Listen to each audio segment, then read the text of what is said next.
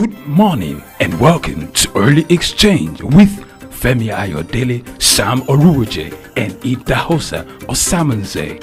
National Orientation Agency is, as far as I'm concerned, very idle and unprofessional. If government says that subsidy is not in oil and government is not supposed to be paying subsidy in oil, energy or whatever kind of off-grid solution we will be looking at. Today we are conducting mining today. Solid minerals, as an example, is, in no disrespect to anybody, is abysmal. We definitely need improvements in those areas. Of course, there are infrastructural needs. This is Early Exchange, shaping policy, advancing development.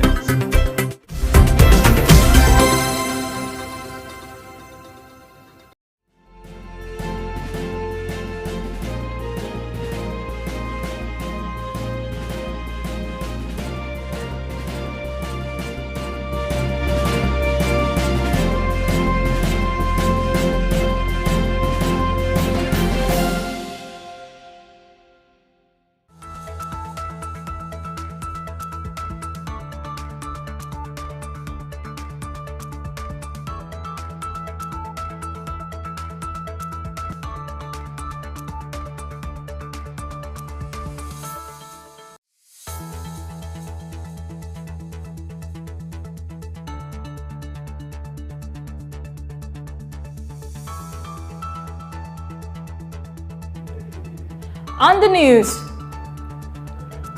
federal government contemplates approval of 270 new private universities. Federal Inland Revenue Services affirms government's commitment to achieving a 10% tax to GDP ratio. Kenya announces privatization plans to address economic challenges.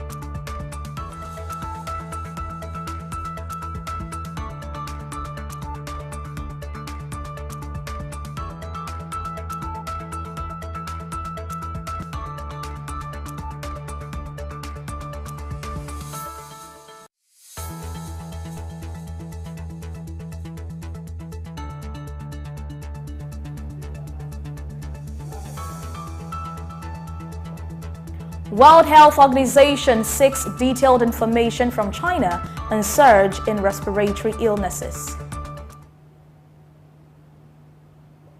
Good morning and welcome to Morning News Update on Souk News, your choice station for developmental news from Nigeria and around the world. I'm Adesua Iromoseli.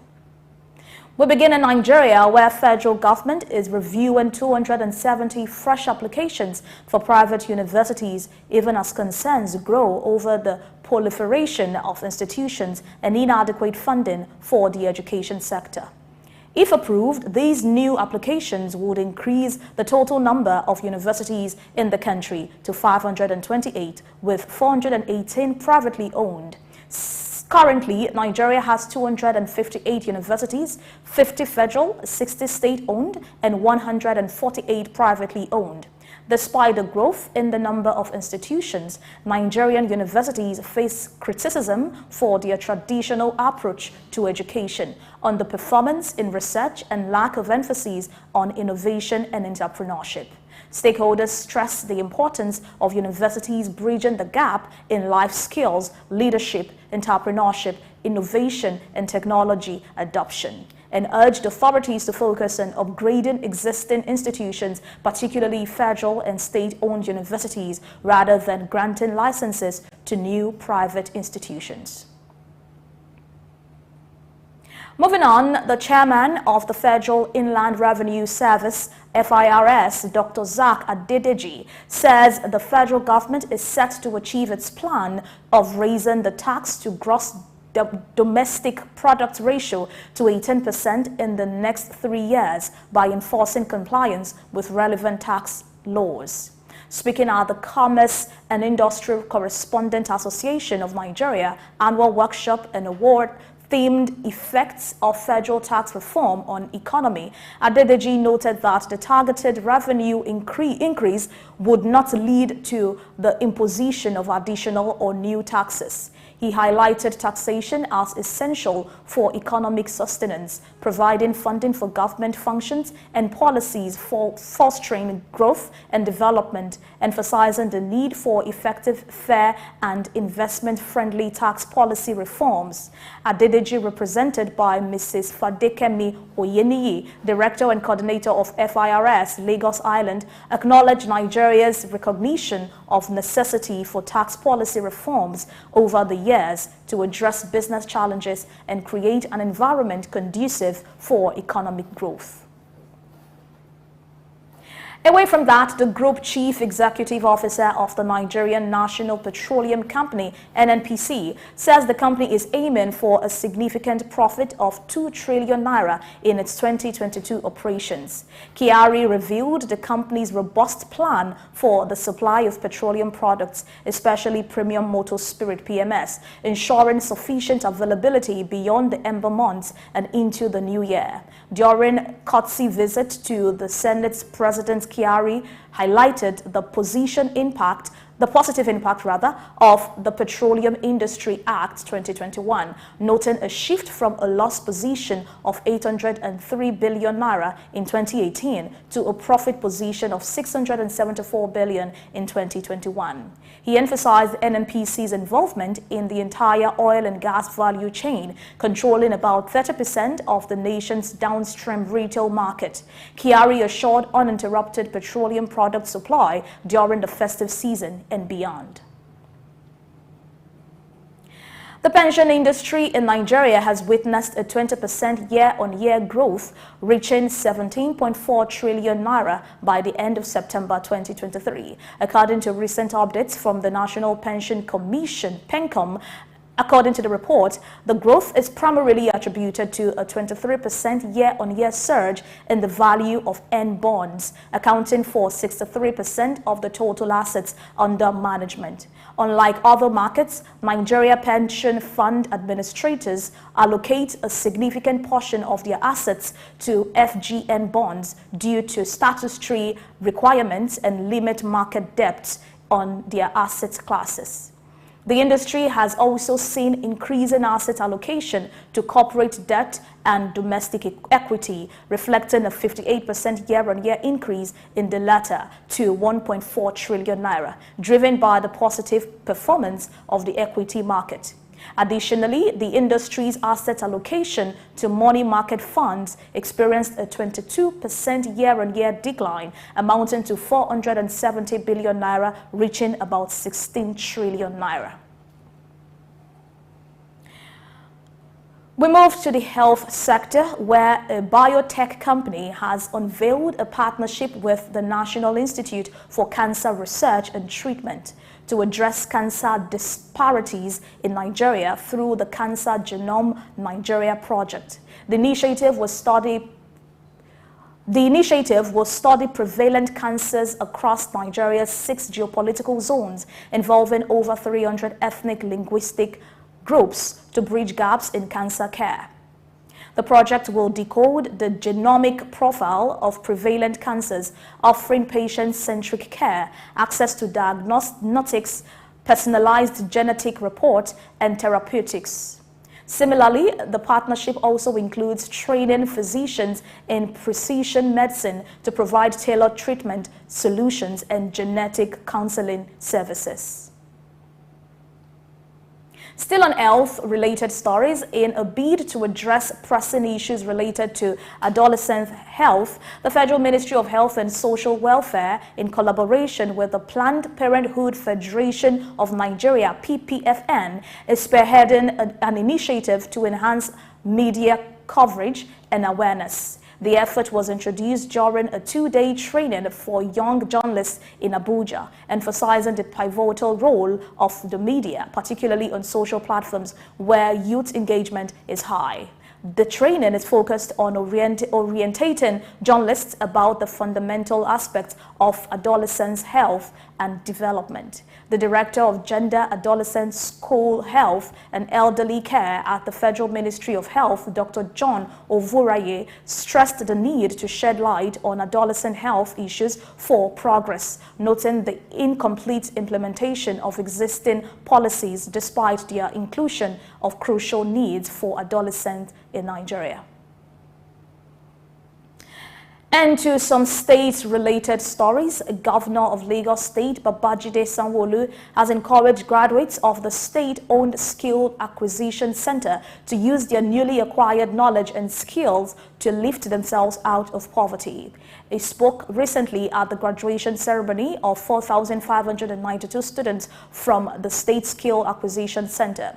During his address, the governor stressed the significance of showcasing their abilities to improve their lives and urged them to be exemplary representatives of their communities. Additionally, the governor emphasized government's commitment to providing young individuals with opportunities to acquire valuable skills that can lead to sustainable livelihoods. The Commissioner for Women Affairs and Poverty Alleviation, Mrs. Bolaji Cecilia Dada, stressed the importance of unleashing the potential of the youth, noted the transformative impact of the skills acquired to secure employment and even establishing their own businesses.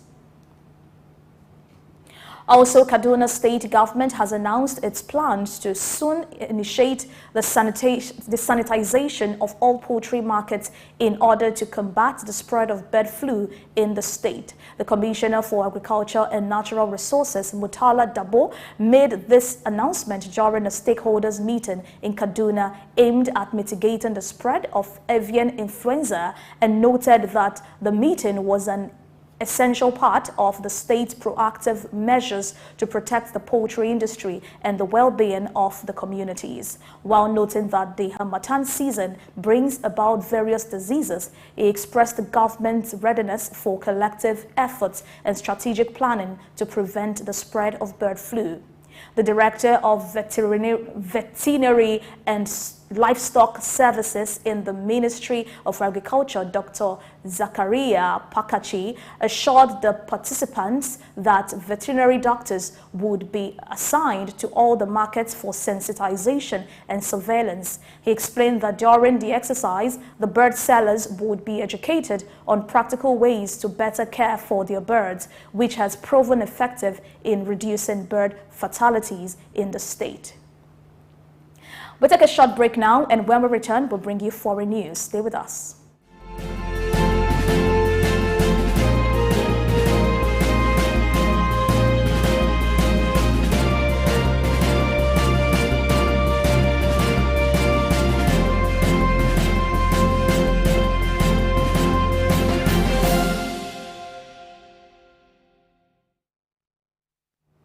Welcome back, and you're still watching the morning news update on Souk News. Remember to catch us up with all our programs on our social media platforms.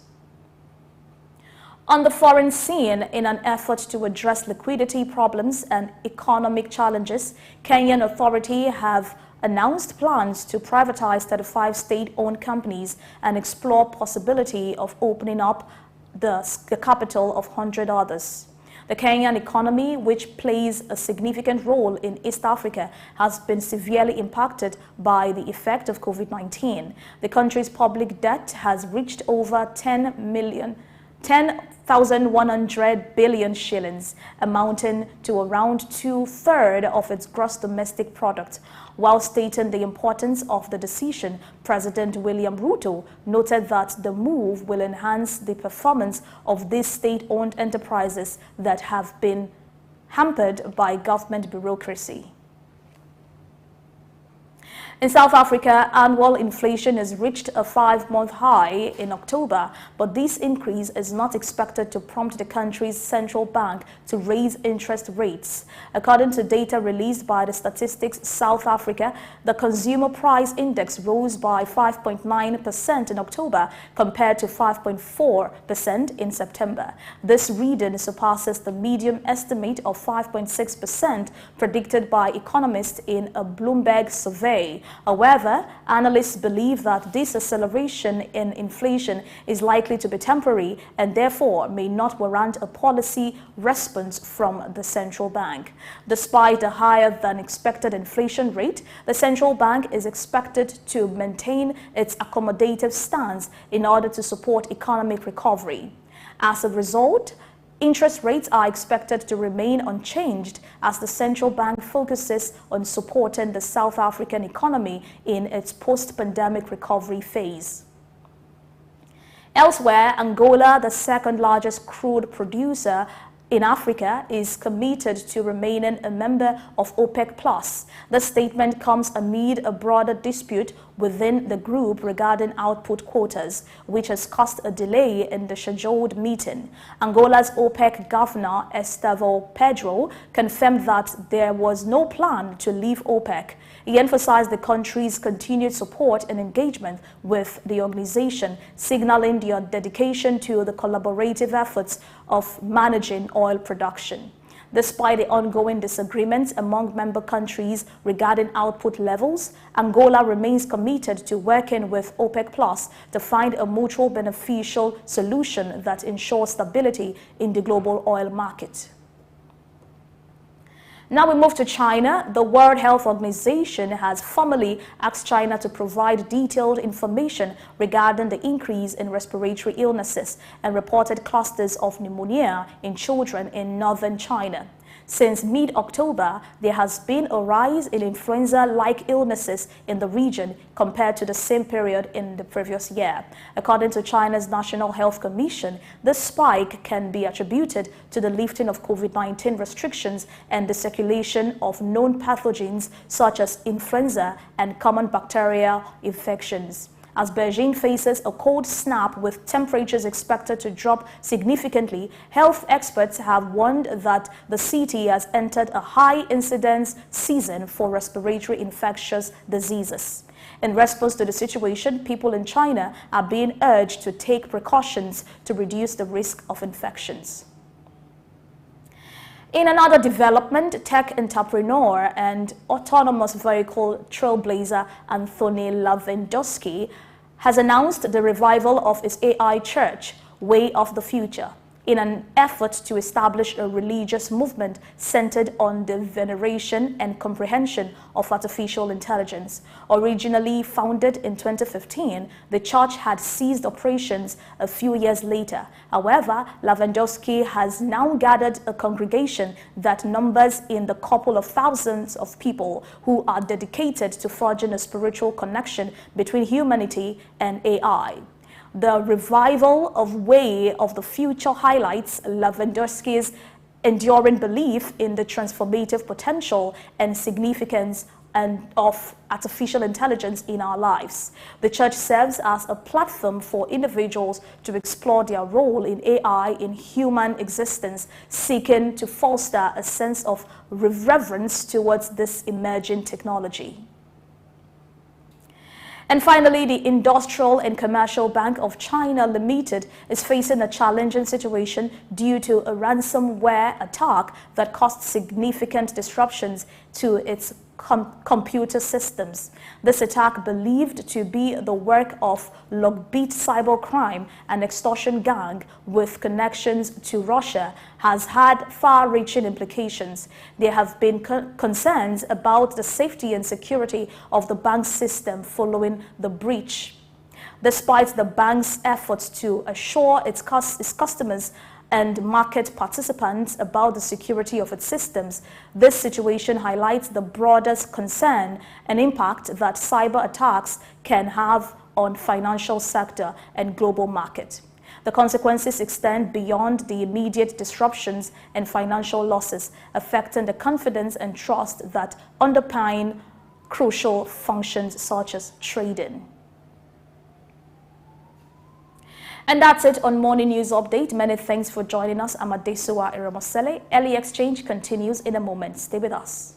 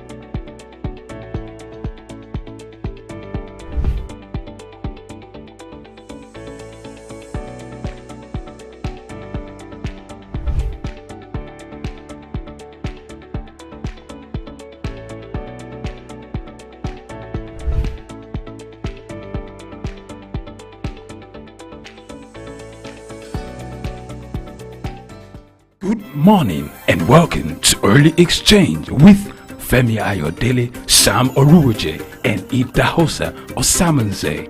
National Orientation Agency is, as far as I'm concerned, very idle and unprofessional. If government says that subsidy is not in oil and government is not supposed to be paying subsidy in oil, Energy or whatever kind of off-grid solution we will be looking at. Today we are conducting mining today. Solid minerals, as an example, is, in no disrespect to anybody, is abysmal. We definitely need improvements in those areas. Of course, there are infrastructural needs. This is Early Exchange, shaping policy, advancing development.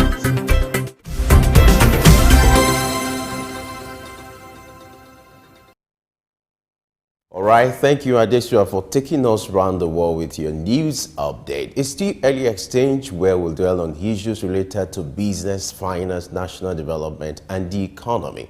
We're set to give the best of programming. Today, we'll be looking at the elimination of violence against women, and also we'll be looking at intellectual property.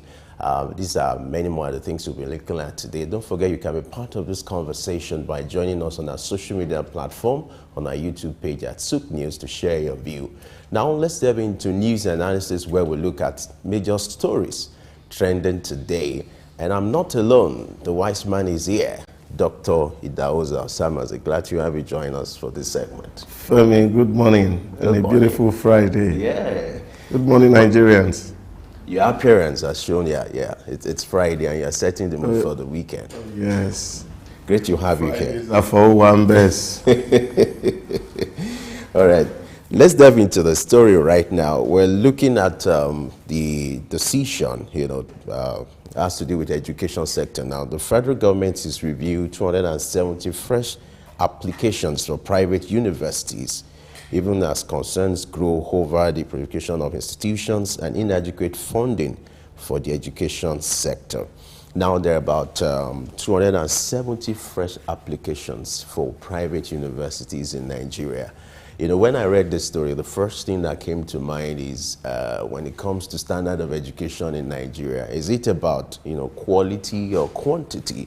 Now, we find ourselves in a situation where presently number of universities in the country is about 528. And now if you add this to it, that's going to be like, something big. So Nigeria presently has about 258 universities. By the time you add this one, the number is going to increase. What do you think may be your thought or your counsel can shape the decision the federal government is going to make in this regard, because they have fresh applications. And so the federal government is considering what to do. It's reviewing it to see if these applications will be granted or not. You are the wise man here. You are in position to shape the policy, which is the essence of this program. It's your turn.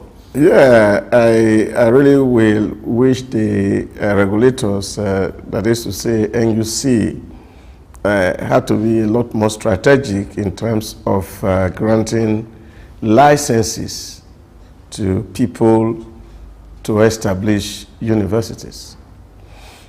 Two things are critically involved. Here we have a large population of about 260 million as projected. And then, of course, you have institutions, and the current enrollment figures in these institutions stay very, very small compared to the size of your population. Yeah, but that notwithstanding, I do honestly believe that it's not more universities that we need. And except that these applications that are coming are designed strategically to address the gaps that currently exist in the society, as it were. That is to say, they are going to be building some level of human capital based on emerging skills and technology. Then it will be welcome. If it is just to issue certificates like others are doing, I am sorry, and I don't think that's what we need at the moment. The second factor is the factor of funding. Most of the private universities we talk about, except maybe about 2, 3, or 4 of them, are glorified secondary schools. So it's not just enough to say, oh, I have university, I have university, I have university. You must have enough fund to drive it. And that's why when you look at the ranking of university, even as we speak, apart from 5 to 6 private universities, in the league of the first 20 or 30, you don't see these universities that they talk about. So all we are doing is we are just churning out people without regard to solving societal problems. Some years ago, I had the opportunity to sit down with the Director of Communication, NUC, and we're having the same conversation. And he said to me, oh, you know, the future of education in Nigeria is in the private university, because if you look at what they are doing and the rest of it, and I was asking, is it more graduates we really need? Because there's some level of mix-up, even at that level, that people are thinking that because we're having plenty applications and only very few are taken, you need to build more universities so that you can accommodate every application, whether they are qualified or non-qualified. But that's where in the world people are really concerned about skills, what people can learn. Some places in Europe, you see the ratio of like 20, 50 polytechnic graduates to 1 university graduate. Because if everybody is manager, who is going to build or put the hands to work to do the construction? This is the scenario that we have found ourselves. We have given certificate to a lot of people who would have been better off with handwork. And now they feel because there's a paper in their hand, even though they really don't have any competence or skills, they just feel that they have to be employed in a white-collar job. And what do we see? The real critical area where we need good hands, they seem lacking. So some people who should have been at the farm doing excellently well or doing artisan jobs and making money and earning a living are on the streets looking for white-collar job that does not exist. And I feel very honestly that we should be able to do things in such a way that we look at what are the industry needs for graduates.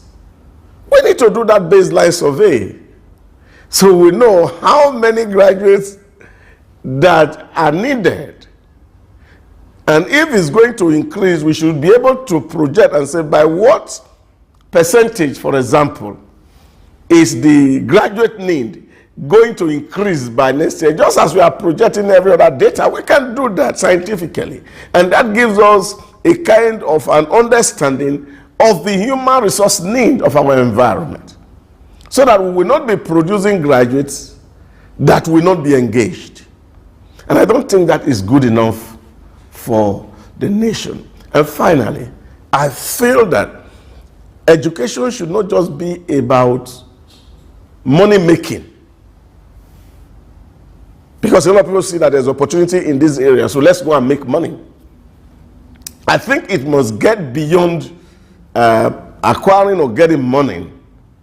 Rather, it should be functional to the extent that it can address societal problems. Let's look at the statistics. You have in Nigeria presently 258 universities, 50 federal universities, 60 state-owned, and 148 privately owned. What are we looking for?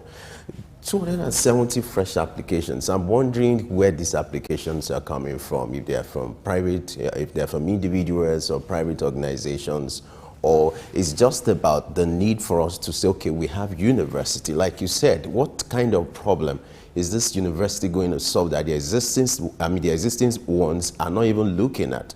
You know, there's been this issue between the federal government and the ASU about funding of education, research, you know.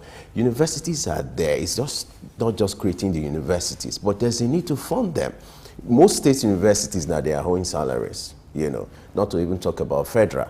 And now when you now add more universities to it, it means you have more burden, you know. Let's look at the fact that they are private universities, but there are also concerns to want to start or float a university now. It's capital intensive, and to even sustain it is just not about starting, it's to sustain it. Now, looking at these statistics, I would like you to talk about what are the ways that which even state-owned universities that are struggling, some of them are depending on some version from the state government. We talked about IGR recently, whereby the federal government wanted to have 40% deduction from the IGR, and then they had to backtrack that decision.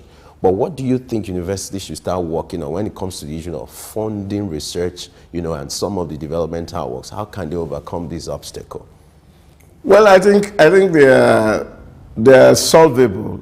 A friend of mine had told me once that, you see, if you go to a place like Japan, you have multiplicity over 600 universities. But the difference is the fact that these universities are very strategic. You could have a university that all they do is just to produce brake-packed engineers that solve brake-pad issues. Specialized universities. Specialized universities. And I think that's what we actually should be looking out for. We should look out for specialized universities. I don't have a problem with having up to 300, 400, 500, even 1,000 university. But my real challenge is that they should not be conventional universities in the first place. Now, if they are not conventional university and they are very specialized university that is targeting a particular societal problem that's emerging, and that's where research and endeavor is focused, then it will make a lot of sense.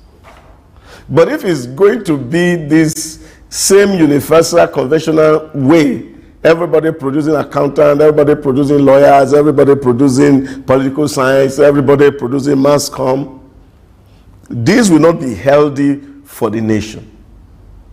That's the point. But if the university are specialized, you will know that the applicants who are going in there are going in there not just because they need to have a certificate.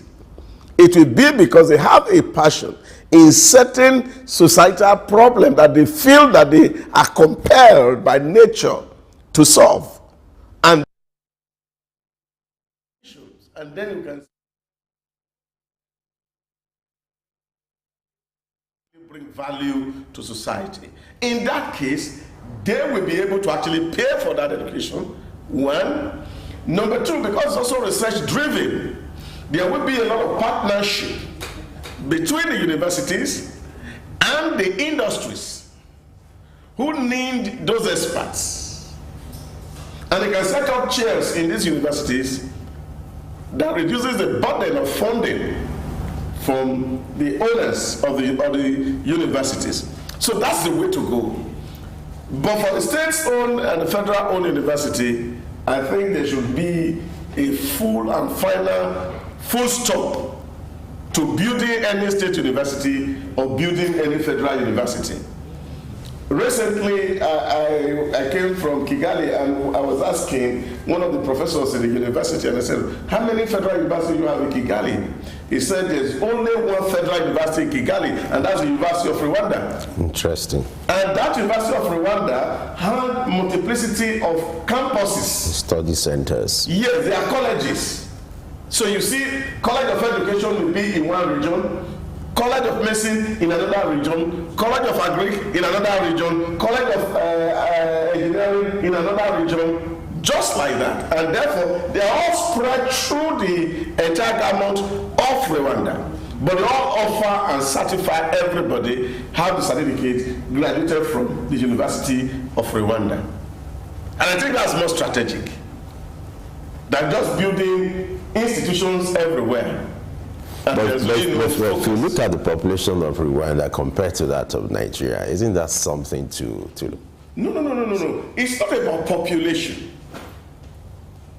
The question here is not population. The question here is the strategy. How strategic it is, yeah. Yeah, what you are producing. I once went to one polytechnic in Nigeria here where they are studying political science in the polytechnic. That's an aberration. That's an aberration. So this is the issue. So if you have polytechnic are supposed to be producing technical people. They are studying accounting, they are doing business administration, the same course that they are doing in the university. And what do you find? And this is why you are seeing people are having this conversation. Should we treat the same qualification from university and the one from polytechnic the same? Because there's no strategy. That's what I'm saying. If there's a need to have a spread, you can actually have 36 colleges.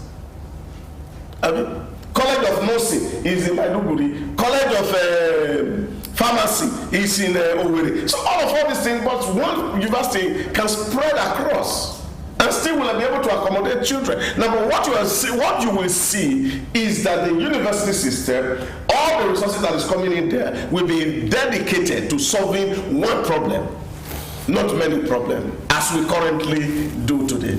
All right, we're due for a break now. We'll go on a short break now. When we return, we'll continue with our news analysis. Stay with us.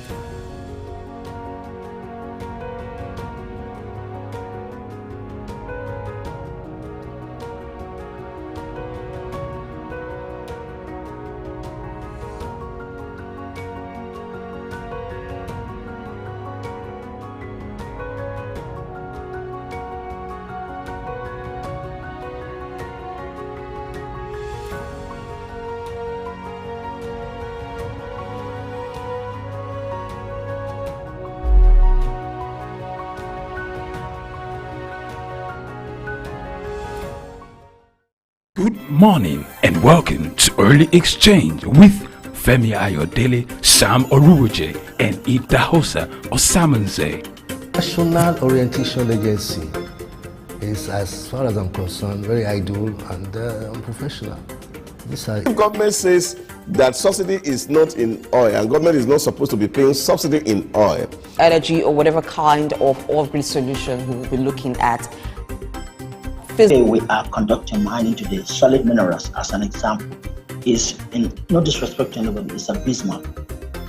We definitely need improvements in those areas. Of course, there are infrastructural needs. This is Early Exchange, shaping policy, advancing development.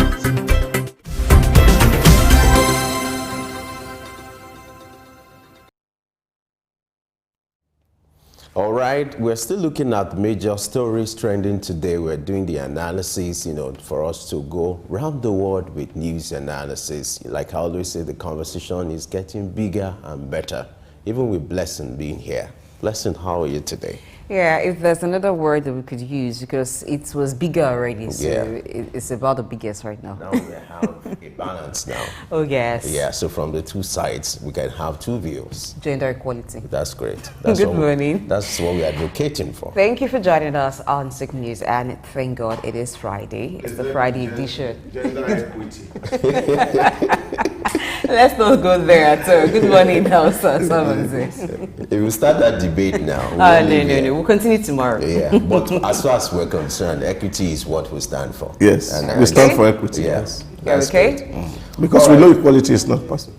All right. So I think equity virtually will actually mean the same thing, because it will mean fairness. So if it's fairness, then it's like you said, equality in all areas may not be possible. It's actually true. There's fairness, equal representation. Yeah. You are becoming a senior advocate for women now. No. The thing is, naturally, every woman represents the constituency very well. We make sure that, see, naturally, you would re-elect a woman. We represent our constituency very well. We got you covered. All right, let's move on with the story. We'll go to that of the Federal Inland Revenue Service, where the chairman says the federal government is set to achieve its plan of raising the tax to gross domestic product ratio to 18% in the next 3 years by enforcing compliance with relevant tax laws. There's this statistics that show that the collection or tax collection rate, Nigeria has one of the lowest tax collection rates in the world, and the figures is about 10.8%. If you look at the GDP ratio tax to GDP ratio is about 10.8%. And now the chairman of the commission, the revenue, who's in charge, the FRS, is saying that there's a plan to raise it to 18% in the next 3 years. Recently, you're aware that the president constituted a tax reform committee, whereby they've been going the length and breadth of Nigeria to see how they can harmonize our tax laws, the bottleneck, to see what can be done. Let me take the conversation to Idahosa now. The plan to raise the tax rate to GDP ratio to 18% in the next 3 years. Do you think that is reasonable? Has been considered by? As a matter of fact, I think it's possible, and we can actually surpass that figure if the right things are done to actually broaden the tax net. That advocacy has always been there, and I think that is really why Oyedele was asked to be appointed to look at that issue, because he has always advocated that we don't need more tax. All we need is to ensure that the tax net takes a whole lot of people.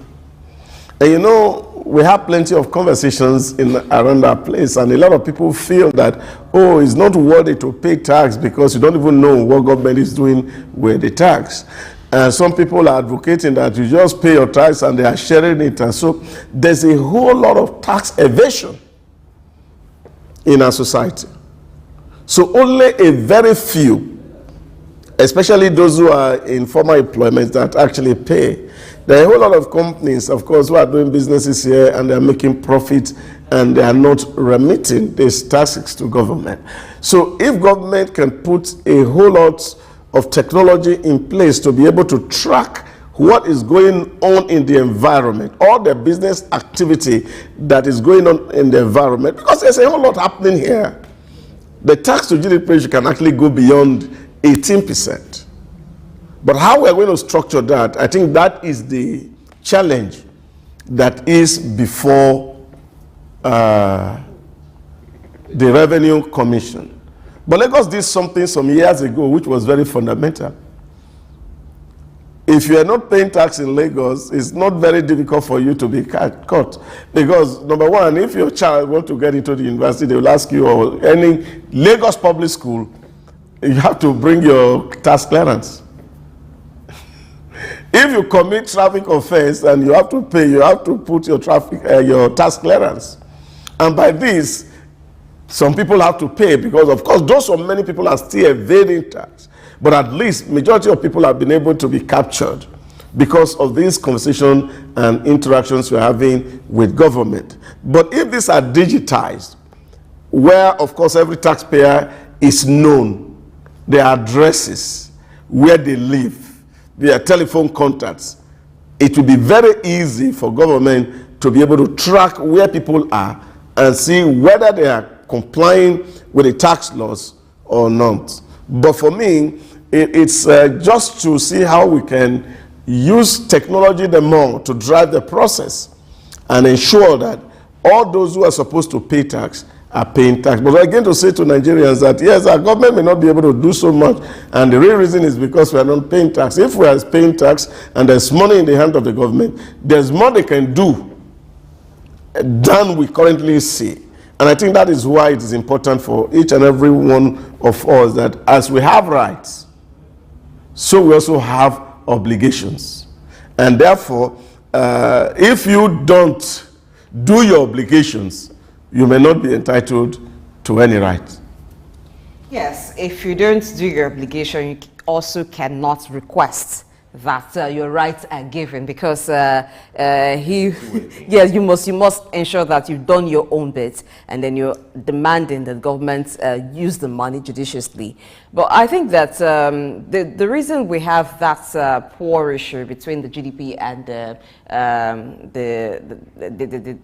the gap between the tax paid and the GDP ratio is because there's a lot of tax leakages, particularly in the informal sector.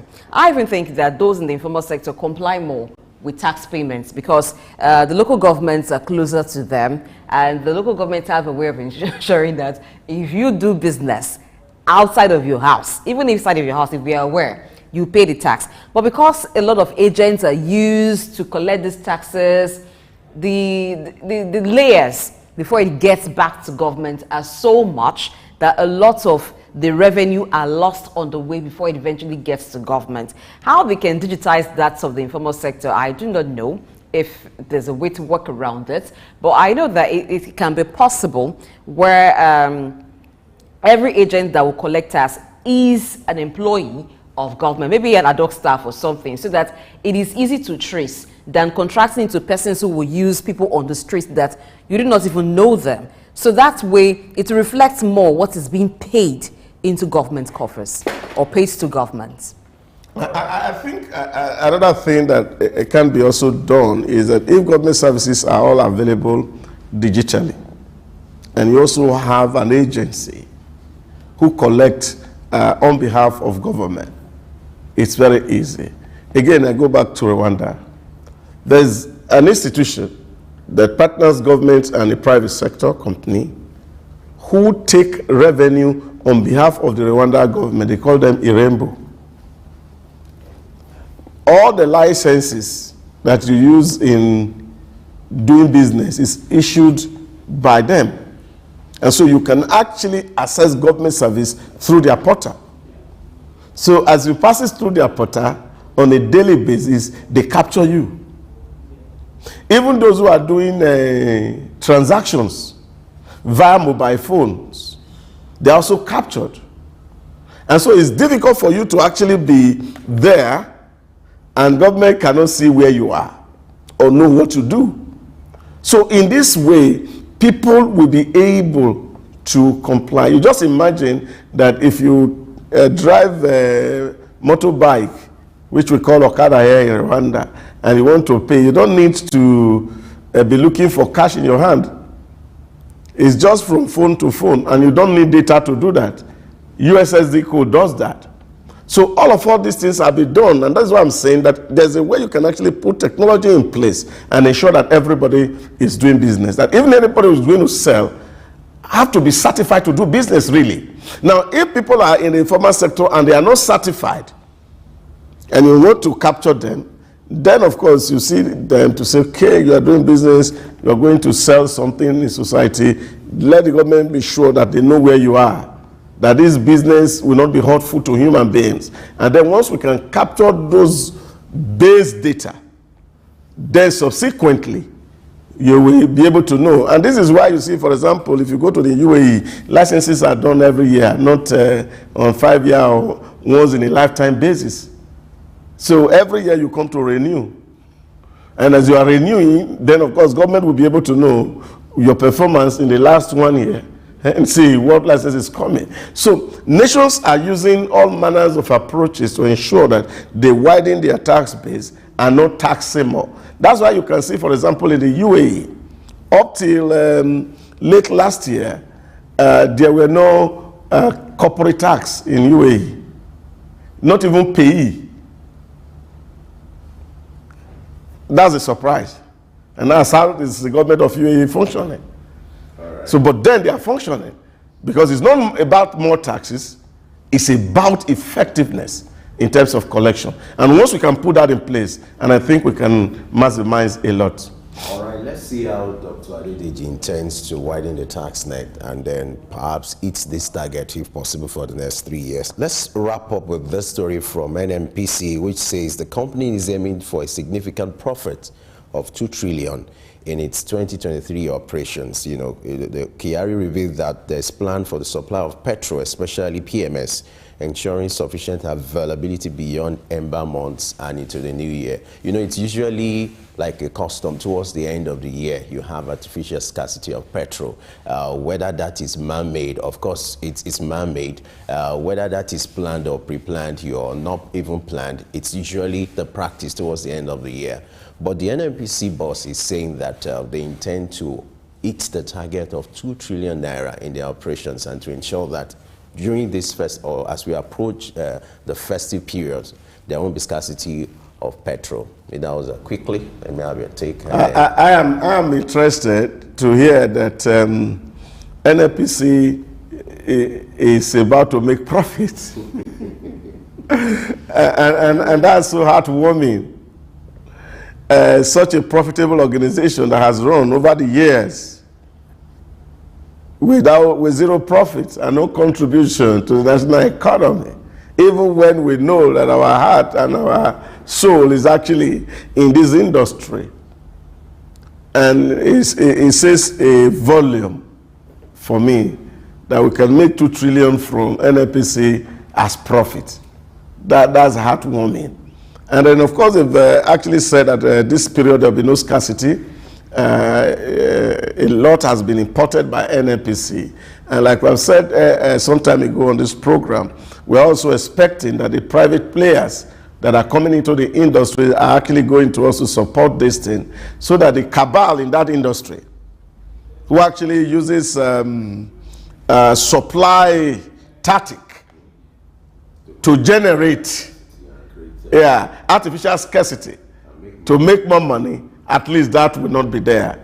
So if you see competition happen, and I think this is why a lot of people are talking about allowing businesses to thrive, that you are not putting a gag on competition. Now, if there's competition, people will sit up. Now, you can imagine that Dangote refinery come on stream, and a lot will be taken away from NNPC, and so they need to keep their job. So they have to assure us that they are still relevant. Otherwise, it will look like it happened in Venezuela. You remember some years ago in Venezuela, their national oil company went on strike for 2 years. And then their president woke up one morning and said, if 2 years you have been on strike and nothing has happened, it means you are not useful, and converted their complex to a university. So I pray that don't happen here. So it's good to hear that NNPC is about to make profit, and we hope that this will continue.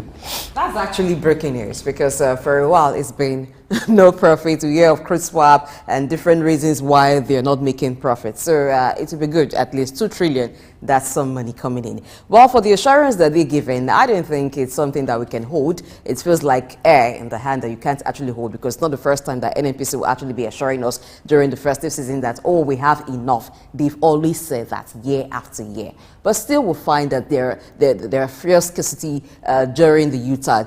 The problem really lies with the filling station owners, because when they go to the depots, what you hear is that the independent marketers sometimes, or those who are not in the list of certain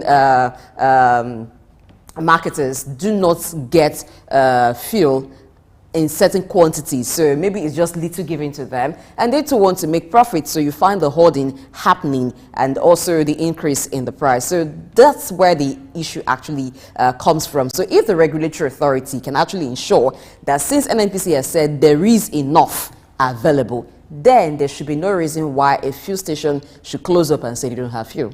So they should, I think the monitoring should start from the depots. Where they load fuel from. Yeah, but I think a whole lot happens around speculation and anticipation, either of price increase. Yeah, but you see, what we had now is not just the profit aspect. They also had said that importation of fuel is going to stop in 2024.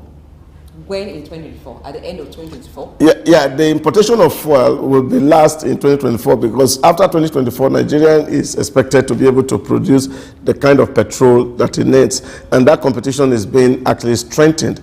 But the good news is that there are about 18 vessels that has arrived that are currently being offloaded.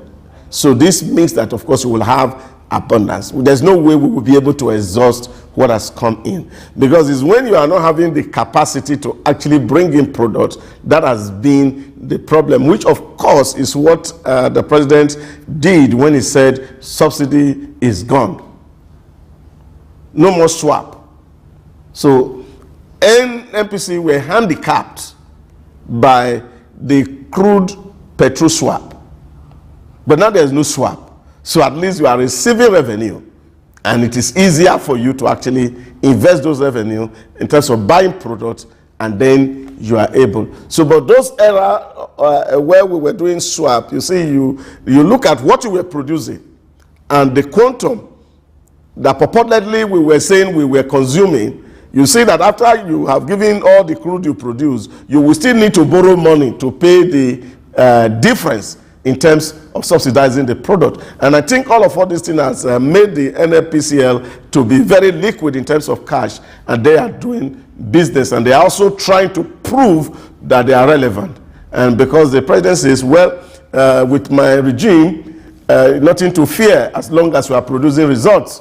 But if you are not producing results, you have everything to fear. All right, with that soundbite from the wise man, we'll have to just wrap up news analysis. Dawza, thank you so much for your submission. My pleasure to be here always. All right, let's go on a short break now. Our guest is standing by to start the big conversation for today, and that will take place after this short break. Stay with us.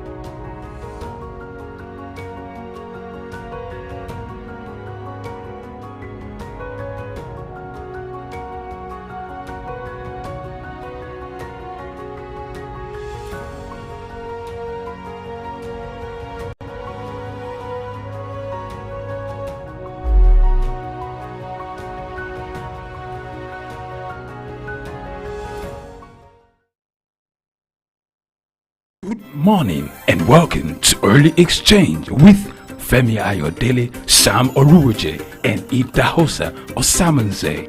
National Orientation Agency is, as far as I'm concerned, very idle and unprofessional. If government says that subsidy is not in oil and government is not supposed to be paying subsidy in oil, Energy or whatever kind of off-grid solution we will be looking at. Today we are conducting mining today. Solid minerals, as an example, is, in no disrespect to anybody, is abysmal. We definitely need improvements in those areas. Of course, there are infrastructural needs. This is Early Exchange, shaping policy, advancing development.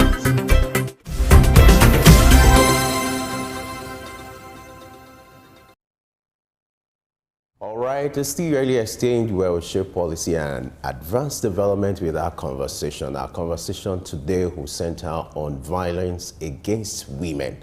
Tomorrow, the United Nations has dedicated tomorrow for a day to drop general awareness when it comes to violence against women.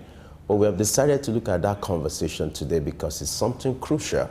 If you look at the statistics globally, it's been estimated that about 736 million women are being abused in one way or the other. And to stop this trend of violence, the United Nations has dedicated a special day for this conversation to take place. And that's why we're having this conversation today, to set the pace for tomorrow. To drive this discussion, we are being joined via Zoom by a special guest. We are being joined by Reverend Julie Beniti. She's a social entrepreneur and a certified mediator. Glad to have you join us, Julie, this morning on Early Exchange. It's my pleasure. Good morning. I hope you can hear me loud and clear. We can hear you. Glad to host you on Early Exchange.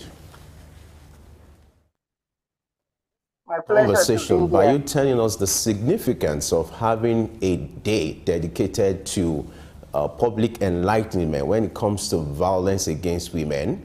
I would also like to have your observation and some of your take when it comes to violence against women, especially girls, globally, looking at the statistics that we've just read out.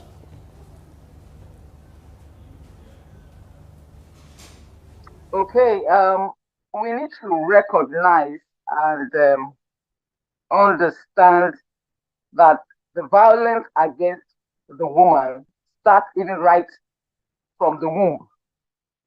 Because there are all kinds of violence. There's verbal violence, there is physical violence, there are emotional violence, and one of the ones that everybody doesn't talk about is financial violence, where women are denied access to funding and even access to their own kind of money, even within their homes. And so the violence against women is an age-old issue. And it's an age-old issue and has continued because certain parameters have not been set concerning the woman. And I believe what I do, not just as a social entrepreneur, but as a minister and everything that I do, I try to teach the women who they are and what they are, because most of the time the girl child, simply having the girl child is as if you are in trouble, especially when you have them in multiple. And I believe that society, everyone in the society needs to work together to end this violence against women. I mean, as much as possible to minimize it totally and eventually to eliminate it. It has no business in our world because it has happened in the past where such things have taken place and we're able to handle it as a society. So it is time for us to understand that even 100 years ago when women couldn't vote, today women can vote. So there are certain things that we can do, understand that the girl child is not an inferior being. And that is the beginning of all violence, is how we position the girl child mentally in our minds, in the society, and everything we do. Thank you for joining us, ma'am. I want to ask, who are those who perpetrate violence against women? Say that again, I beg your pardon. Who are those who perpetrate violence against women? Who are those? Everybody is I'm involved. Even asking, women are is it the involved in opposite perpetrating gender violence or it's against women. both gender? Women themselves are involved because yes, both genders are involved because they don't even realize as women that it's actually violence against another woman when you undermine and you look upon your girl child as an inferior being to your male child. That is the beginning of violence. You already have undermined that child, and the destiny of that child can be truncated because of a mindset and the cultural issues. So everybody is involved in one way or the other, even the woman to the woman. And so when we want to end this thing, we have to end it at all. So both genders are involved in this thing, and we need to end it on both sides. Established that the perpetrators of violence against women can be from any gender. Let's look at even that coming from one woman to another. Why does this happen? What kind of orientation, what kind of cultural background will make one woman perpetrate violence against another woman? Well, one of the downsides of womanhood that has been within the culture of our context, and even in so-called advanced culture, it is minimized, but it is subtle, it is still there. But within maybe the African culture and the Middle East and a little bit India and all those Asian nations, you can literally still see those kind of violence. Why? Number one, the woman does not recognize that as much as the man is created in the image of God, she too, she's created in the image of God. She has all the qualities of God that a man also has. Of course, they have different functionalities in the context of marriage and different structure in the context of what they can lift and can't lift, or what they can do in the sense of the physical activity. But at the mental and emotional state, and even within the spirit, we all have that capacity. But when a woman grows up with an inferiority complex. Like they said, the wounded wounds others. But because she herself is a wounded animal and she has not been able to have her identity, many women, unfortunately, have an inferiority complex. An inferiority complex, there are various types. We can't even go into that. There's all sorts of inferiority complexes that women have. Even the one that they call the God complex, where she thinks that she can do everything, or in the bid to please everyone, she tries to do everything. So when she sees another woman who is who is maybe free, capable, and have more understanding than she is, she tends to be violent, especially verbal, in her own ways because she feels that this woman has something she's looking for, but she doesn't have it. So she wants to pull that woman down. Because if you look at the gates of traditions, many women are the custodian of those evil traditions against widows, against divorcees, against individuals who, one way or the other, are failing in their life, in quotes, in certain things maybe they didn't get right. It is their own women counterparts that pull them down. The vagina mutilation that is happening in the world today is perpetrated by a fellow female who works on the behalf of, in quotes, the male to contain this woman's sexuality in their own mentality. So we need to recognize that the violence against women must be first taught. Women should first of all be the champion of their own lives before we get the respect or the dignity of the society and the men at large. Until the women themselves can stand shoulder to shoulder in understanding that these things are nonsense and is not of God, then the violence will begin to come down. Because a woman, first of all, must know who she is, what she is, and what she is capable of, and will not undermine herself, and therefore I will not undermine any other woman. And that is the main matters arising, that many women have inferiority complexes. I have dealt with women over 2 decades. I've been in this business, and that's why my core is women leadership. I've seen the fact that many women think they can lead, and because they think they can lead, they draw down all those others who are leading. And they say, I know she shouldn't be leading. She's overriding her husband. She's a husband's husband rapper, controlling her husband. And they say all sorts of things, but everything is coming from an inferiority complex. When a woman lacks confidence, does not know who she is, she will become a woman who will become trouble for another woman and join the men to create more trouble.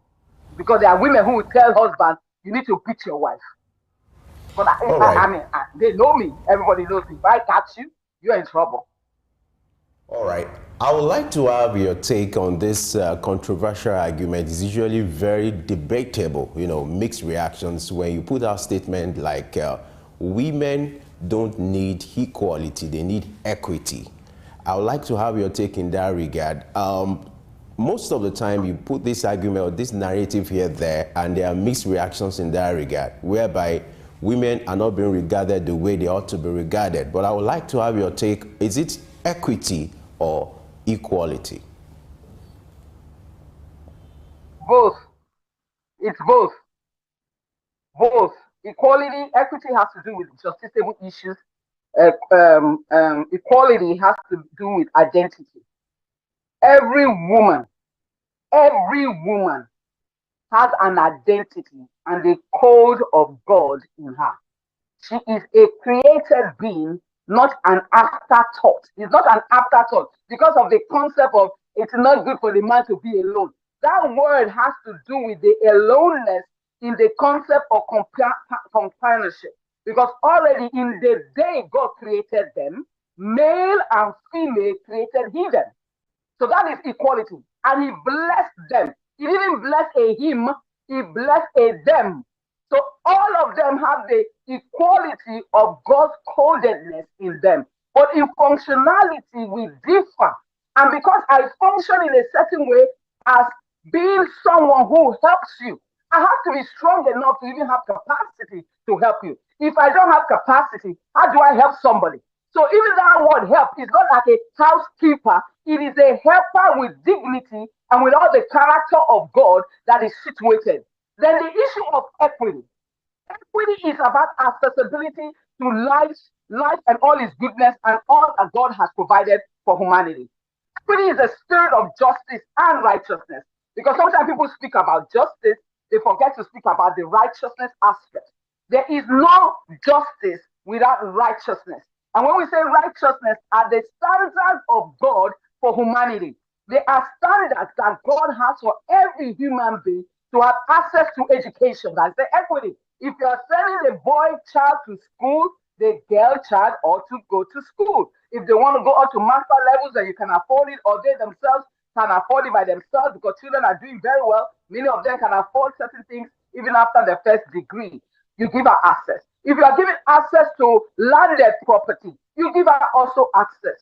And you ensure that the parameter of even those landed property will not be wasted by a so-called husband in the future who probably comes in and wants to shortchange her. Number three, you give her equality that she herself can lead. She is a born leader by God, but trained to become a leader. All of us are born by God to lead, but the potential is there, but the training is required for us to get into leadership. And so we need to recognize these two things. Two are important. Like sometimes they say, men need respect, women need love. What is the definition of that? Everybody needs respect. And even everybody needs love. The dignity of my life is important. And I have, by the grace of God, a male and a female child. And both of them know how to cook. Because cooking is a life skill. Cooking is not a woman's skill. Does Queen Elizabeth, the former Queen Elizabeth, does she cook? Many women are in great heights of position. Do they cook? Does that make them less a wife? Your wife cooks for you is a privilege. I beg your pardon. It's a privilege. So we are talking about these things to also understand that equality and equity, when we come to the gate of marriage, is a different ball game of sensibility and order, of enjoying one another's company, of companionship, of romance and everything that is within that gate. But because the person is married to you, you do not have the right to undermine who she is and who God has made her to be. Your responsibility is actually to magnify that gift and multiply it, because two are meant to be better than one. But unfortunately, people get married and they are shortchanged and they diminish in their grace instead of multiplying in capacity. And these are the things that matters that we need to begin to address. All right, so what are the consequences of violence against women on the woman who has been abused and the society in general? The consequences are so dangerous. If you look at even in the dawn of the industrial era and even when the women's suffrage movements began to happen and when women liberty began to be vocally spoken in more voluminous ways, all societies where women's dignity are improved, go and do your research, that society improves. When you undermine a woman and you take away her dignity, guess what? The product, the atmosphere you create will determine the product you produce. This word was said by one Dr. Mike Moon over 20 years ago. I heard that statement and I have proven it in all ways. I've given it, I proved that principle, so that's why I always use it. What does that mean? A woman who is shortchanged will produce shortchanged emotional children. Our world today is damaged because women are damaged. You can't, as a woman, raise confident children if you yourself are not confident as a woman. It passes on to the next generation. That's why today you see a weakened generation. And there's a story about the making of slaves for 400 years. I can't remember the name, but I read that excerpt and I listened to a particular recording. And in that story, they said that when they want to make slaves, they first of all bring out the strongest of the men and call all the community members and especially the women to come and see. They tear this man into pieces with two bulls and reduces his humanity to shreds. But guess what? The intent is that the women will be so fearful enough to be the one to pass down fear to their children.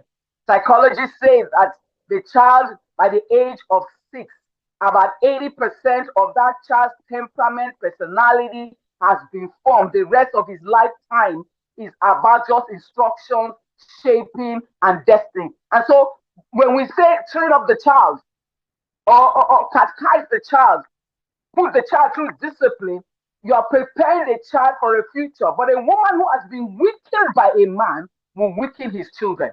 A society that weakens the woman weakens the society. So when people are doing all sorts of nonsense, they should know the consequences of what they are doing. Today, I have to deal with women who are in their 50s, in their 60s, in their 40s and 30s. I have to deal with their emotional issues because unless they are healed within and the beauty of the ashes of their life become beautiful, they will not be able to restore anything. The restoration of society, putting together of families, has to do with emotional state of that society. And that's why when people are damaged, they damage others. When people are emotional, I beg your pardon, they pull down others. And so as a people, we need to look at the consequence, speak to women, speak to men. How we raise our children is fundamental to ending violence against women. It can become a campaign forever where people are using it to gain funding and make money and do all those sort of things. Ain't working. We need to address the root, the brutal facts of what is happening within the society. I don't know if that makes sense. All right. According to the United Nations, the figure is almost 1 in 3 women have been subjected to physical abuse or sexual violence in one way or the other. Now, we're talking about tackling it, but the best measure should be prevention. I would like you to talk about some of the ways these things can be prevented in our society and the holistic approach to tackling this on a day like this, whereby the theme is unite and invest against violence against women. What's your take on this? Number one, I've always said it. Thank you very much for that brilliant question. number one, I've always said it wherever I go. The fundamental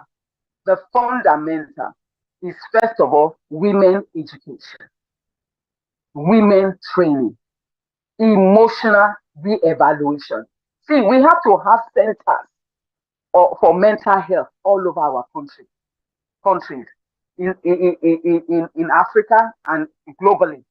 We need where women can access places whereby they can be detoxed, they can be healed of emotional wounds.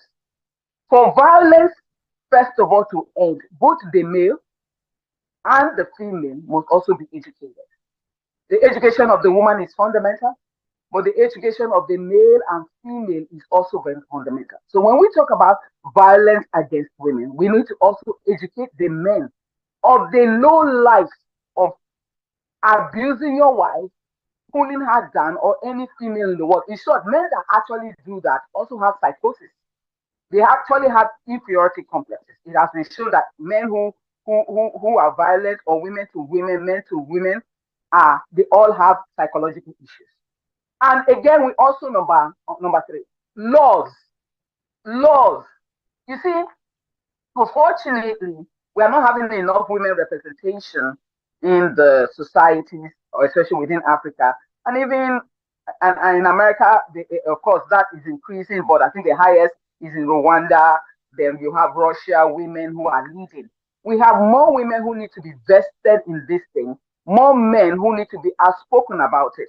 And that's why I salute a sister of mine, as it were, not blood sister, but sisterhood, the Honorable Chejushu, who was in the House of Assembly in Lagos.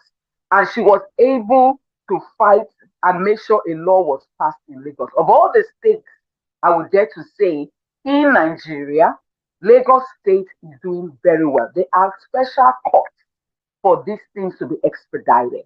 We need women to understand that when you are being battered and bruised, it's not for your good. Your children will be affected, even your husband will be affected. If you're not married, the office will be affected, society will be affected. Everything is affected by a woman who has been abused, who has a psychosis from pain and shame. And so there's the violence of gaslighting. Even as United Nations speak, we should speak about verbal abuses. Verbal abuses. Some women are so spoken down that they cannot even look at themselves even in the mirror. And so all of us, from home to home, I for one, my own violence, I received violence as a young girl in a polygamous home. I grew up in a polygamous home, and there was nothing wrong at that time. That was what my father thought he understood. But my father was not violent against any one of his daughters. I had the best father. Everyone who sees me understands that one of the best gifts that I've been given to in the world is raised by a brilliant dad. My dad didn't oppress any of us as daughters. But guess, within the home setting of the family, I was verbally abused. I was somebody who was told that I was not beautiful when I was young. Until I got to university, I did not believe I was a fine girl. But now you can't take it from me because certain healing has taken place. I look at the girl in the mirror, I know who she is. But can you imagine that until university, early university, people say, oh, fine girl, fine girl, fine girl, yellow CC, fine girl. I would just say, yeah, look at these people. They want to sleep with me. But can you imagine that was not healed? It is what I will pass down into my children and give them that same lack of confidence. I see every woman, I praise them. I extol them because many times women are not praised and loved. So we need a society that understands this. People who are championing expressions, people are championing womanhood to know that it's not just about the activities, but the emotional being of that individual must be healed. So we need centers, mental health centers, counselors. The United Nations needs to work with societies where certain women are ready to be counselors for other women and to bring healing to them. Because this is not just should not just be an activity that is continuum, but should be something that has benchmark of reducing these enormous abuses against women from the very womb when they are declared a girl child. We have places where the moment is a girl child, that child is aborted. That child is aborted. So we have infanticide, where the child is born as a female, and literally some family kill that girl child. You're already announcing who you are as a society, and we need to deal with that. We have people pouring kerosene on themselves or petrol to burn themselves up because, as a female, maybe they failed in their marriages in certain parts of the world. It's not done. So we need to speak out. We need to be authoritative. We need to know and tell the world we cannot continue in this evil agenda against the woman. I don't know if that makes sense. Of course, it makes a lot of sense. But moving forward, this year's commemoration of the International Day for Elimination of Violence Against Women takes a deeper look at violence against women in the workplace. Now, according to the International Labour Organization, 1 in 5 women worldwide experience violence at the workplace. So, what can government and employers do to prevent this from happening? Well, a nation like America has serious laws against such things. And even in Nigeria, it's time for us to have stronger laws for such things. And it's unfortunate that some men have been badly brought up, that you think a woman in the office is somebody you can lay hold on or have sex with or pound on or undermine her. We need equality. We need equity. And that's what I was talking about, equality and equity. And because this violence against women in the workplace is twofold. You know, when we define violence, anything that undermines and wants to destroy an individual is a violence that needs to be stopped. It is a mini terrorism at work, whereby sometimes women are not given access because they are female in boardrooms. We thank God for WIMBIS that has gotten women into boardrooms and managerial level and even MD levels. We thank God for such an organization that has helped with that path, especially in the workplace. But we know for sure, whether it's at a political level or at executive level in offices, part of violence against some women in some organizations is that even when the woman is qualified, she's not allowed to rise. Okay, she's not allowed to rise. But the more important one is the amount of sexuality demanded of the woman for her to increase her career capacity rather than her mental state is a shame. Is a shame. Is a shame. It should not be even heard in societies that are civilized. So we need to have, as we have whistleblowers for corruption, we should have whistleblowers for violence in the office places. So United Nations and other leaders of nations should recognize that the woman's contribution to the GDP is important. When you undermine women from contributing to society, you're actually undermining yourself. You're not doing the society a favor by denying the other gender the capacity to contribute. And so every woman should look at herself in the mirror. I mean, that's why I talk about sense. You see, when you have been violated, maybe at home, and you have been undermined, and you think that everybody tells you your sexuality is your first trade. No, my intelligence is my trade. My spirituality is my currency. My capacity emotionally is who I am. It is not my sexuality that makes me a female. And so I cannot bring myself down to that level and allow someone to malign or abuse me or try to be touching me in places, because I've had people who are going for contracts. I mean, I'm a minister of God, so people tell me stuff. I have people who are going for contracts and they get to the office and this man wants to be pressing their breast, holding them and doing this. This is someone else's wife. You do not covet someone else's stuff. If you think you want to be polygamous and women allow you to be and want to throw into your house, it's between you and God. But it's the foolishness of women too to undermine themselves to go and be sharing men.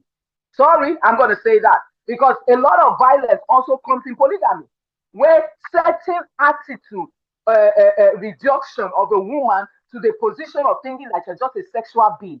So we need laws.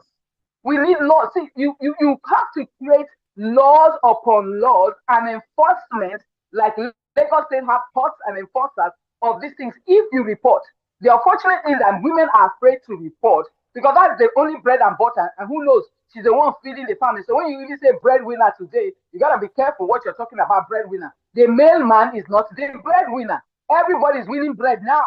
And so we need to be careful in the bid of winning bread. I go and destroy my destiny because these things go around. Before you know, people start talking and you can be shortchanged later. Use your intelligence. I don't know which woman out there doesn't know she is intelligent. You can do well by positioning yourself with capacity to solve human problems, create solutions by using your intelligence, not just using your body. And so we need to go past that. In short, that one is go past quickly.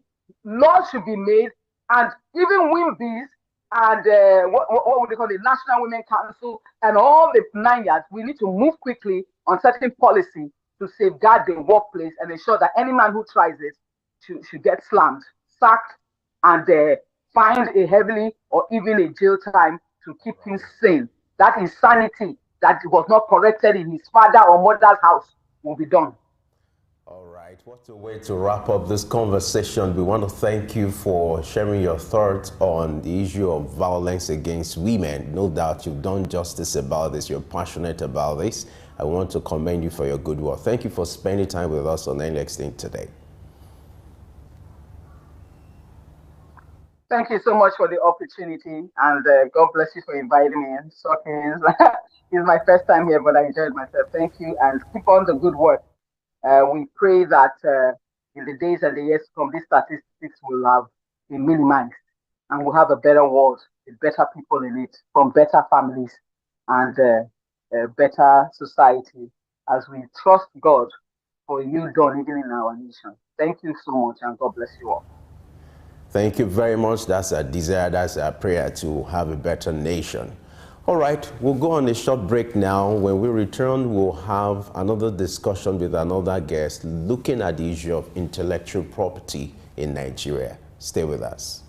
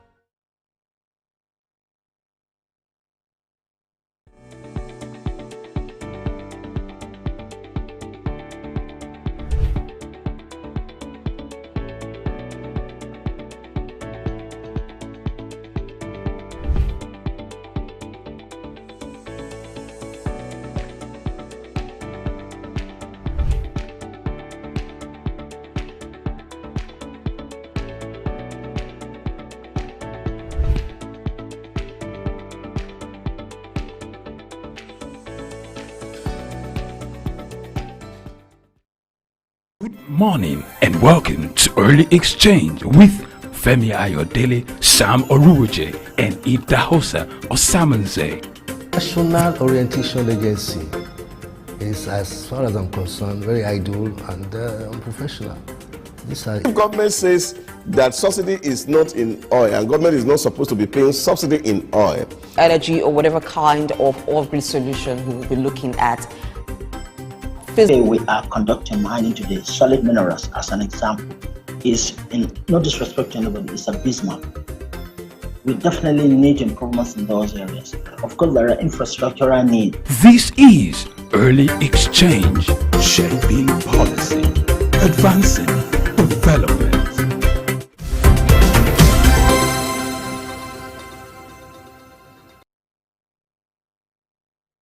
Many thanks for staying with us. In Early Exchange, we're still looking at International Day for Elimination of Violence Against Women, which will be celebrated tomorrow. But let's talk about it ahead of time. And we'll have one person too, who I usually say that those who talk about issues that concerns women are from a constituency. So who's part of the constituency? Different gender though, you'll get to see. And from then we'll move on to other aspects of the show. But before we bring in our guest, I was joking earlier with Femi behind the scenes and talking about how men too support whether equality or equity, gender equality or equity, and it's sometimes they even seem, the men seem to be the champion of gender equality or gender equity. Some men, you mean to say? Oh, he's not one of the men. Is that what you're trying to tell me? Yeah, you know, we like to generalize, you know, and which somehow when you need to generalize, you need to be careful. I understand the fact that when it comes to the figure, maybe one outweighs the other. Okay. But not all men. Of course, not all men. And not all women. All women believe that you should even talk about equality or equity. You have women who stand on the side that when you talk about this, you can't say that. You can't have women do this. You can't have women do that. You know, there are still people like that. There are exceptions in every aspect of life, of course. There are some who still have this archaic belief that, okay, the place of a woman should be in the kitchen or in the background. But hey, we're in a better world where we all have a better understanding. Maybe in the past because the understanding wasn't there. But we all know now with what women have done in recent past. Look at Nigerian women are representing us very well. If you look at what Okonjo-Iweala is doing and some other women. That's one role model. Yeah, you know, you have cause to be rest assured that women are also capable when it comes to the office place, when it comes to managerial roles, when it comes to political roles. Yes, they can also play their role. And that's why this advocacy is important on a day like this. And, you know, that's why UN has dedicated November 25th of every year to always look at issues like this to see how it can be tackled. It is true that some men perpetrate violence against women, even women against women. Yes. That was what Juliet talked about. Even you discover that domestic violence in recent times is even taking another shape. You have women being the victims, but not even men are also victims. So it takes a holistic approach to solving this problem. But our land, I guess, also need to make an input in this regard. Let's allow our guests. Oh, yes.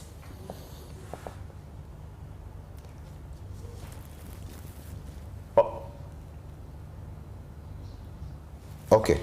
All right. While we are waiting for our guests, you know, I'm not surprised that our guest, who is also passionate passionate about talking about it, because it's something that happens virtually every day in our society. Even a girl child as young as, you know, at that age, they experience this in the society, you know, in homes, you know, in schools, wherever. It's something we need to talk about. So for it not to be a norm, that's why everybody needs to come on board to ensure that this advocacy is being taken up by everybody, by men, by women, religious organizations, private, you know, institutions, individuals. Everybody has to come on board to ensure that this development is being tackled globally.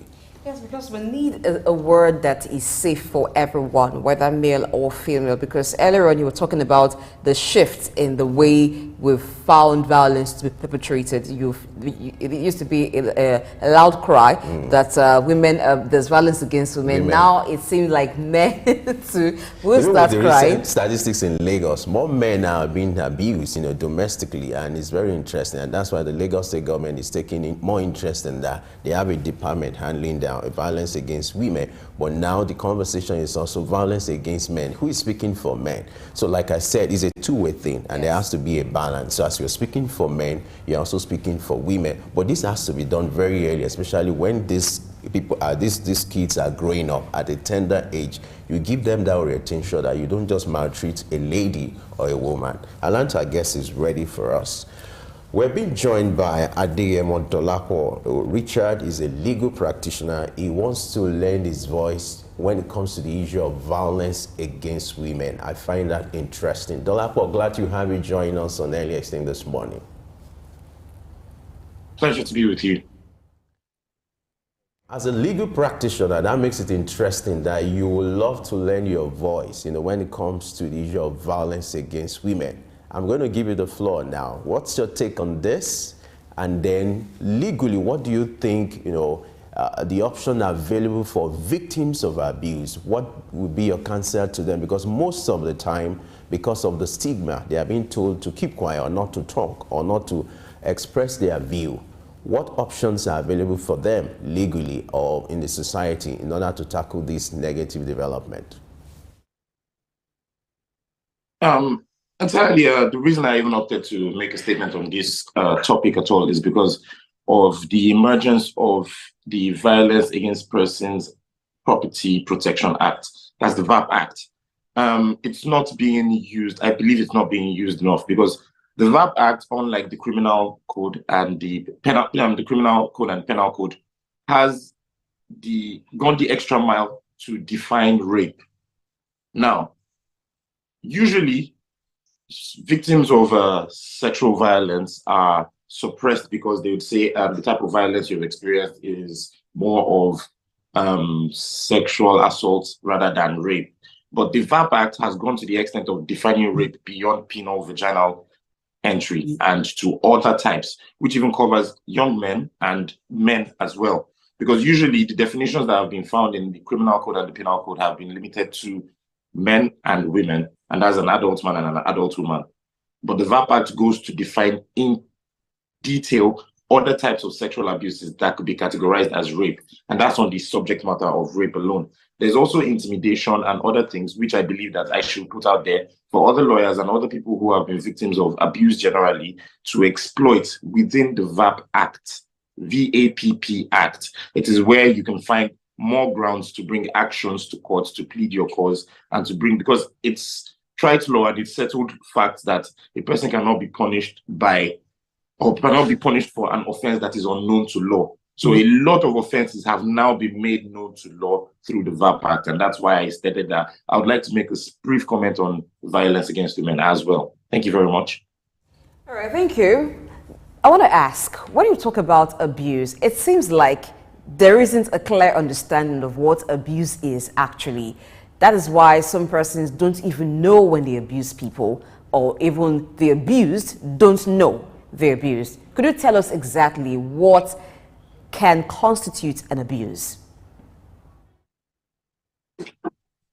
Well, abuse generally is infringement of another person's peace of mind, the infringement of another person's privacy, the infringement of another person's regular day-to-day activity.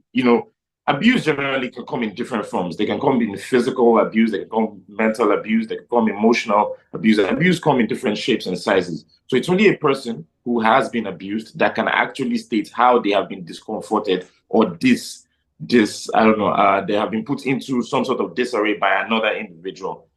Abuse would include assaults, batteries, and many other things. So the range of abuse is actually a wide spectrum, which is, again, why I'm a major proponent of the VAP Act. It's something that every lawyer should study. It's something that every possible abuse victim should look into, because there are many angles to bring in the definitions and the expressions of an abuse. All right, before we delve into the issue of intellectual property, I would like to have your take because of your legal background. Most of the time, we discover that when the abused wants to seek justice, the issue of evidence is usually a challenge. What provision of the law is available? Can they take advantage of? And then what's your counsel when it comes to the issue of gathering evidence in order to buttress their cases in court? Well, In this instance, I would say you might have to book a session at my office. That's number one. The truth is, in protection of evidence, usually in instances of abuse, it is about acting fast and acting immediate. Usually when a person has been abused, especially, let me stick to maybe physical abuse, or in an interesting topic of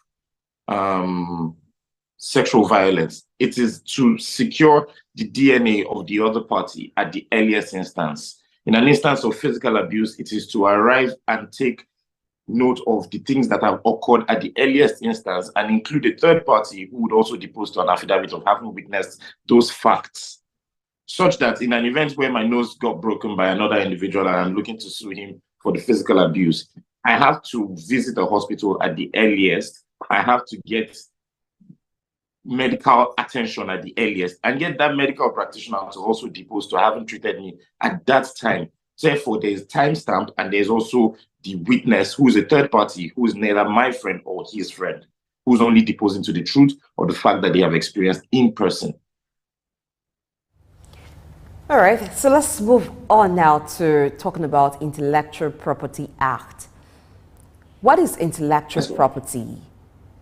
People do different kinds of trade and business. What is intellectual property, and what does the Act say about intellectual property? How does the Act protect intellectual property of people? Very good. Intellectual property generally is a person's, like the word states, intellect property. It is a provision of or a representation of an individual's talent, an individual's intellect, and an individual's production of an inherent gift. And the law provides and protects those gifts through copyrights, trademarks, and patents.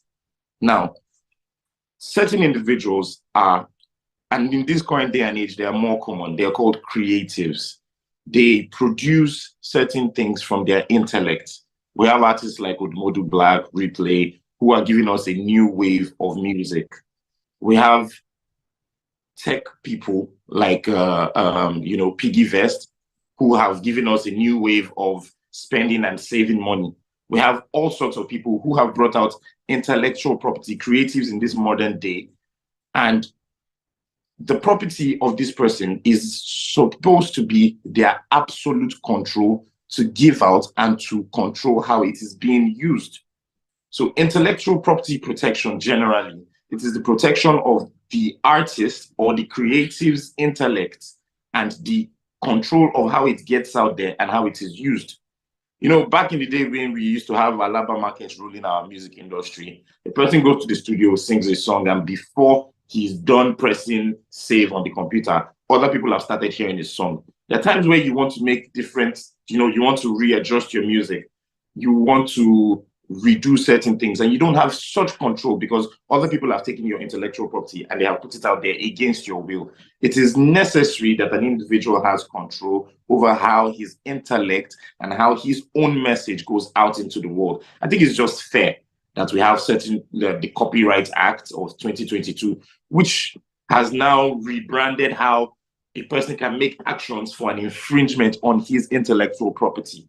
The Copyright Act now provides for more stringent punishments for infringements on copyright acts. And I dare speak of SMADA A, which is the current wave right now of Pokoli and SMADA, who have gone to redo a South African song that is currently trending on Twitter, and I think they have a lot to answer for it. Things like that are very easy to infringe. A person's intellectual property is not a joke. When a person puts out literary works, copyright works out there, it is not for people to take and misuse however they see fit. So intellectual property protection is a very necessary aspect of law to safeguard the sanity of talents and creatives. Thank you. All right. I would like to ask of your observation about the approach to intellectual property in Nigeria. Do people really have the necessary regard as expected for Intellectual Property Act in Nigeria? Well, people are coming to right now. I'm sorry, I think I even entered this topic while I was talking about the first one. People are coming to learn of it right now. People are coming to right now. Especially with what has happened to Pokoli and Smada. People are coming to learn of the need to respect other people's intellectual property. And for the fact that the Copyright Act of 2022 has included more punishments, more damages, including jail term, possible jail term, it has made it a more serious offense to infringe another person's copyright or intellectual property generally. Now, currently, there have been a lot of instances of people making it on the news where an artist goes and makes an instruction for a song to be taken down because he didn't give permission for their intellectual property to be used in a certain way. For instance, like the same instance I've been speaking of, it is because Pokoli is a person who's he's a hype man, and while at the party he was shouting, they were playing the South African song, and he was hyping another artist who's smarter, and they decided to go into the studio and make it an actual song. Now, if they had left it at that video, then it would have just been a hype man doing a hype man thing. But now that they have gone ahead to make it into music, they have now infringed that other person's intellectual property. And these are the things that the law protects against. Now, the fact that it is going around, and you know, us Nigerians know how to make a joke of a lot of things, despite the fact that it is being a joke right now on Twitter, and we're laughing at Pokoli and Smada and making jokes about how they'll be in prison, you know, entertaining prisoners.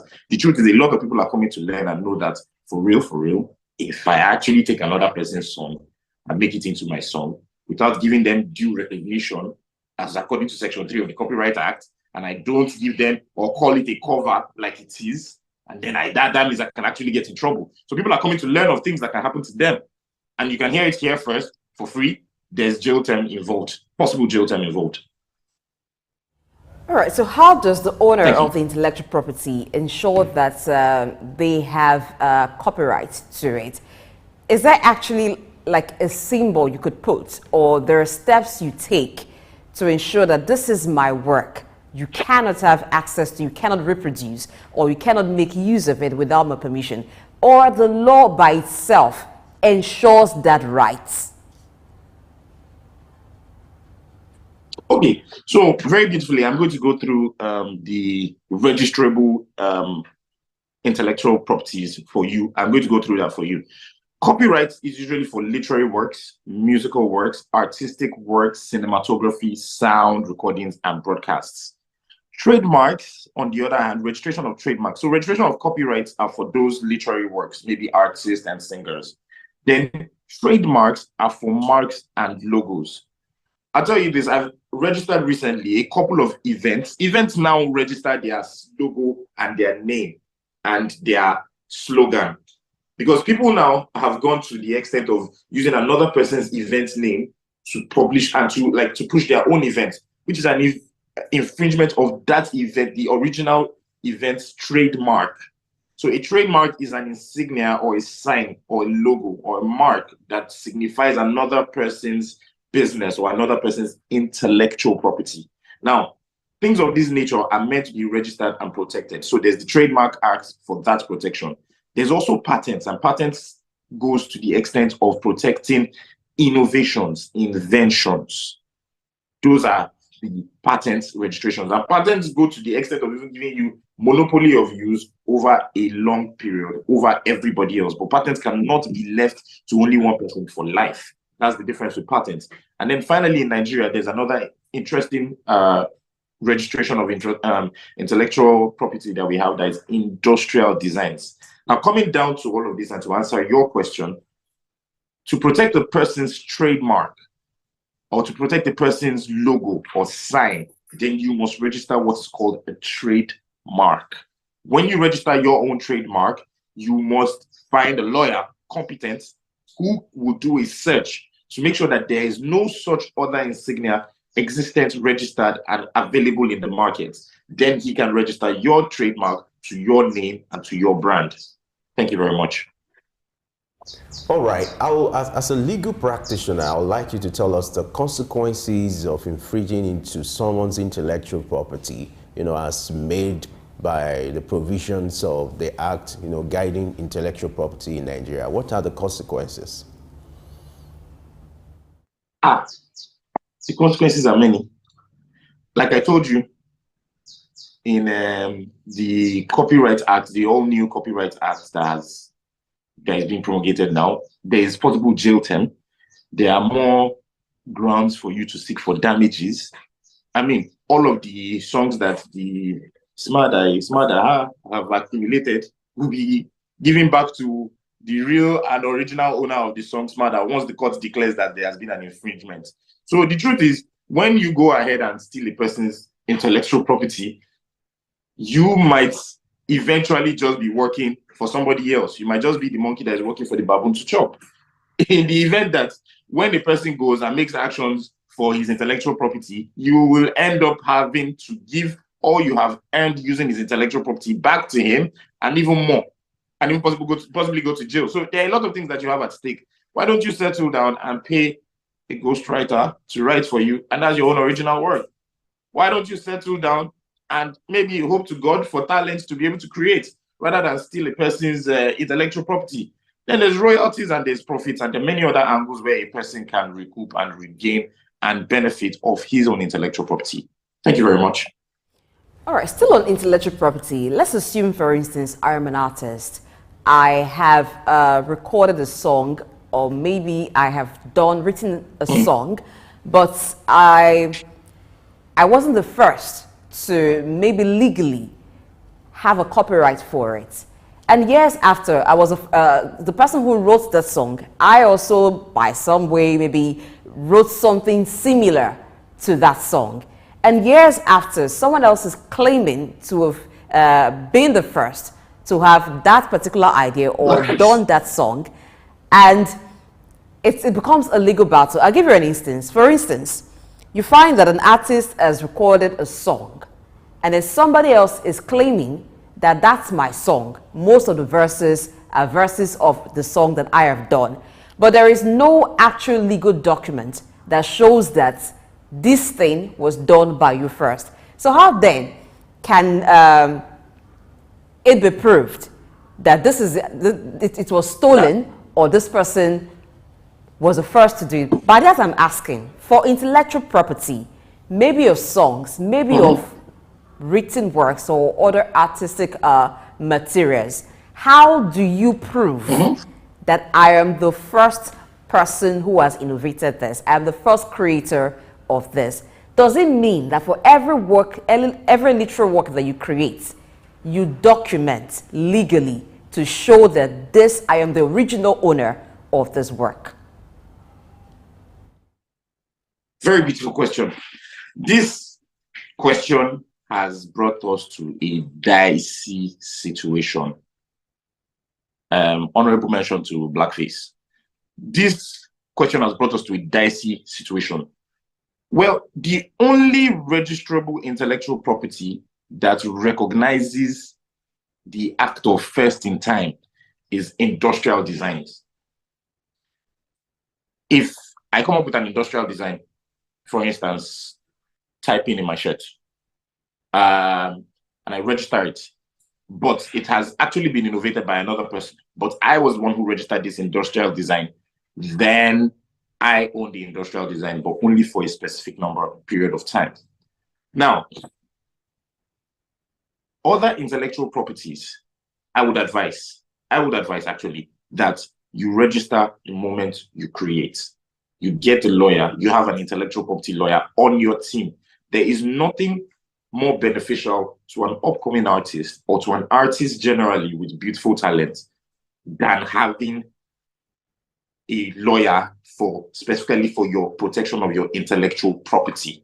There's nothing that will profit you more than that, because what you think you're paying to that lawyer is nothing compared to what you will lose when they misuse and they take hold of your intellectual property. Now, back to your question, specifically to tailor the answer to your question. There's usually timestamps for creation of literary works, especially with songs. If you go into the studio where that song was recorded, that computer is going to have a timestamp of the day that they began to cartoon. There is no way to get around that. There's a timestamp for all of these things. You can go to the producers And if you can't take us to the producer's item where you originally invented that sound, then it belongs to somebody else. It belongs to the person who registered it. And even instances where you have to prove that that person gained access to your studio, or that person must have heard and be inspired by your sound in one way or the other. It is a very dicey situation to prove. So the easiest thing to do to avoid being involved in this dicey situation and to not become like blackface is to register as you create. You can't sing it enough. But the problem with us in Nigeria is we like our lawyers being avengers.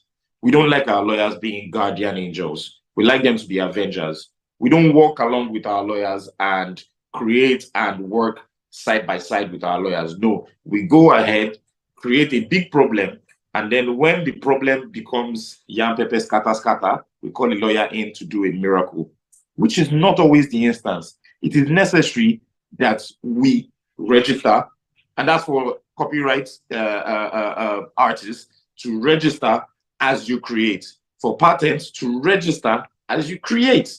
As a matter of fact, patents are very difficult to get there. There's a rigorous process because you must prove such innovations and prove that it is not as a result of another person's inspiration, and it's that an independent idea to solve a problem on its own. And I'll tell you something very interesting about patents in Nigeria. You can't patent agricultural innovations. Yes, in Nigeria, you can't. So also as a pointer to upcoming artists, it is necessary that your works are registered with Nigerian Copyright Commission. When you have your work registered with Nigerian Copyright Commission, especially for this question you asked, it already issues you a certificate, which is easy for you to dish out to anybody who has infringed on your intellectual property as a stern notification that this thing that you have infringed on belongs to me. And a continued infringement would open you up to legal actions, damages, and the likes. Possible jail term. Thank you very much. All right, let's look at the issue of, let's dwell more on trademark and branding now. I'd like you to take us through the processes involved in trademarking any material or any creative work, and then what is the cost, and we also look at the impact on branding. Well, I won't discuss cost with you over on TV. I promise I won't do that. But I will tell you what the process of registering a trademark is. Registering a trademark, sorry, excuse me. In registering a trademark, you must first conduct a search. When you conduct a search, then you are sure that that trademark or that, that trademark or the logo is not available generally. Then you must also make sure that you register your trademark under the classes that are specific to your own, which can lead us into another dicey situation because there are several classes, I think about 40 to 50, I don't know. There's a lot of classes which you could register your trademarks under. It is necessary that you get a competent trademark lawyer that will search for all of those classes that you can register your trademarks under. For instance, water bottling company can come under 3 different classes. I hope I'm not being disconnected.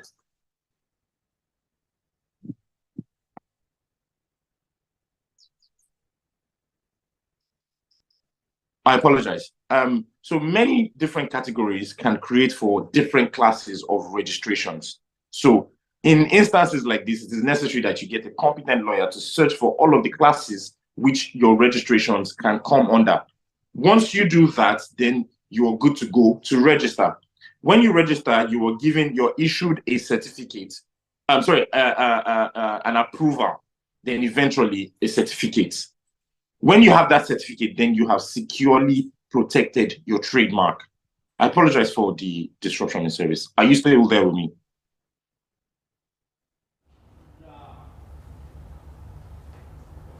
Hello? Okay, so it just happened that, okay, you're still with us. You're still with us. You're still with us. All right, so what are some of the challenges that businesses or even creatives can have with trademark and even branding, creating your own trademark? Sometimes the symbols, the logos all seem to be taken. What do you do? Yeah. Well, if it's all taken, then you find another one, to be honest. There's nothing you can do. But the real problem with this trademark is registration under classes. You must find a competent lawyer, that will find all of the classes that your trademark can come under. Because, for instance, and when I say classes now, let me make an explanation for you. For instance, when you're registering the trademark of, let me see an event, because that's the most recent one I did. For instance, now that event now can also be under the class of maybe teaching. If you don't register it under like teaching and imparting knowledge class, that is for like, so it's like classes under trademark registrations. It's like categories. So if you don't register it under the categories of teaching, then you can't use that event to teach people when another person has registered his own trademark for teaching on that similar trademark registration. What I'm trying to say to you is this: I could be trademarked to host an event for entertainment purposes only. Meanwhile, another person is trademarked to do similar, but for teaching purposes only. So there are many other categories which a person can be trademarked under for several things. So you must have a competent lawyer that will find all of the possibilities and put them into one for you and just you, such that everyone else who wants to get into that idea would have to find something else entirely and not infringe on yours, or else you would serve him a notice and then he would be liable to pay you damages. Thank you. Is there a way to check if a particular trademark has been used? Can this be done virtually, or there is some kind of list where you can check and know, oh, this has been acquired already, I need to create something now so you don't run into trouble? I apologize, you have to take the question again. You broke up a little, I didn't hear that. Okay, I'm asking, in creating a trademark, is there a way to check that the signage, the name, everything has not been taken? Can you check that virtually, or are there certain lists you could go through, or your lawyer has, and then you'll know this hasn't been used, this has been used, so that the person or the business who wants to register a particular trademark does not ignorantly take someone else's trademark? Yes, like I said, what you need is to get you a competent trademark lawyer, a competent intellectual property lawyer who will conduct that search for you at the Chamber of Commerce. Yes, there is a database of all of the registered trademarks in Nigeria. The real problem we have is information. A lot of people are not informed. There is a database for all of these informations that can be searched, where your name or your logo can be put in to search. And that is the responsibility of a competent trademark or intellectual property lawyer. Thank you very much. So the real advice I would give is get a lawyer, get a competent lawyer. Okay. Get a competent lawyer. That is the key word you should know. Not just anybody or not just any lawyer, a competent lawyer. Thank you very much, Adeyemo Dolapo, who has spoken to us and sounds very much like a competent lawyer. Thank you very much for educating us and educating our audience on trademark potential and, of course, branding as it concerns intellectual property. We've enjoyed our conversation with you. Yes, the name is Adeyemo Dolapo Richard Esquire. Okay. Please don't leave out Esquire. And first name is Richard. Okay. Thank you very much. Thank you, Richard. We're due for a break. Let's go to break and return to talk more about intellectual property. Stay tuned.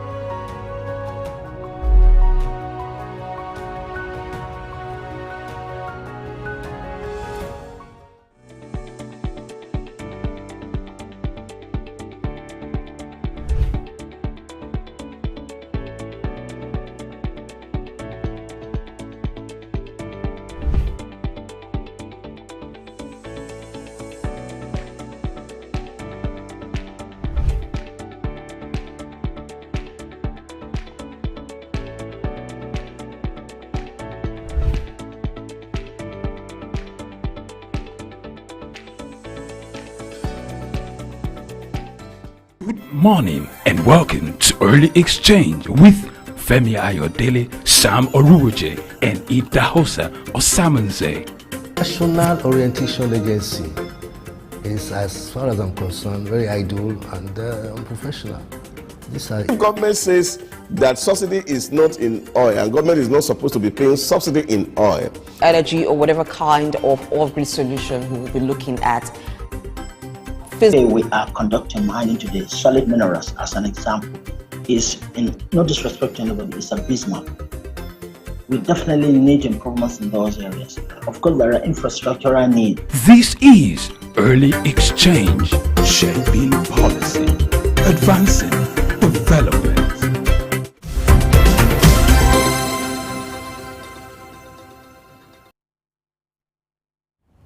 The focus today is still on intellectual property. You are an intellectual property owner. That, of course, the show is for you. Joining us to talk more on it this morning would be Are Oladotun Hassan Esquire, who is the president of the Yoruba Council Worldwide. So he'll be looking at Intellectual Property Act and piracy.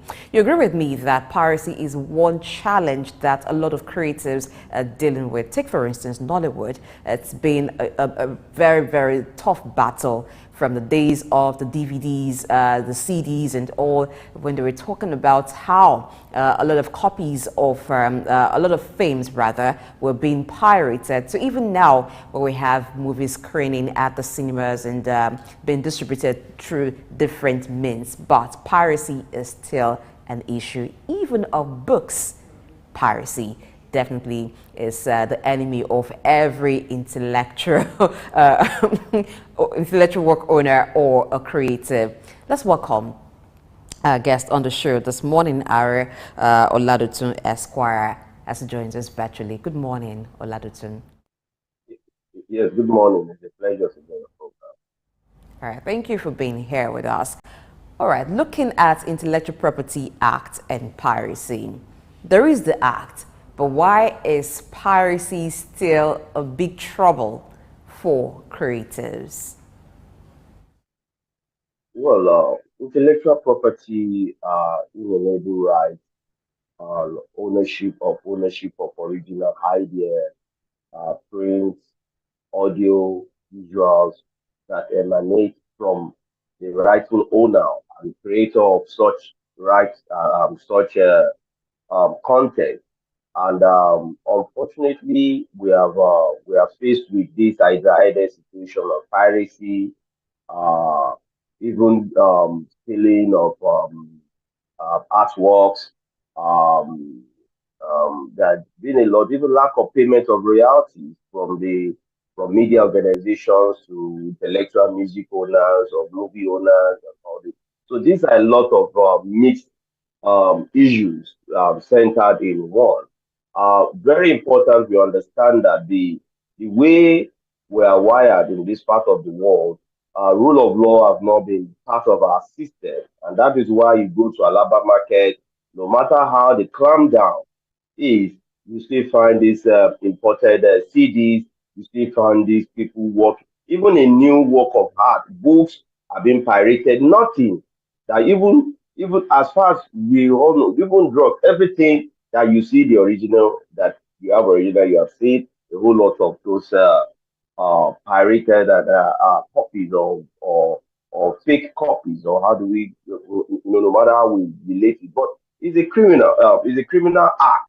And you know, it's just unfortunate that the police ought to take a whole lot of responsibility in serving as a deterrent, in punishing those that commit this type of heinous act.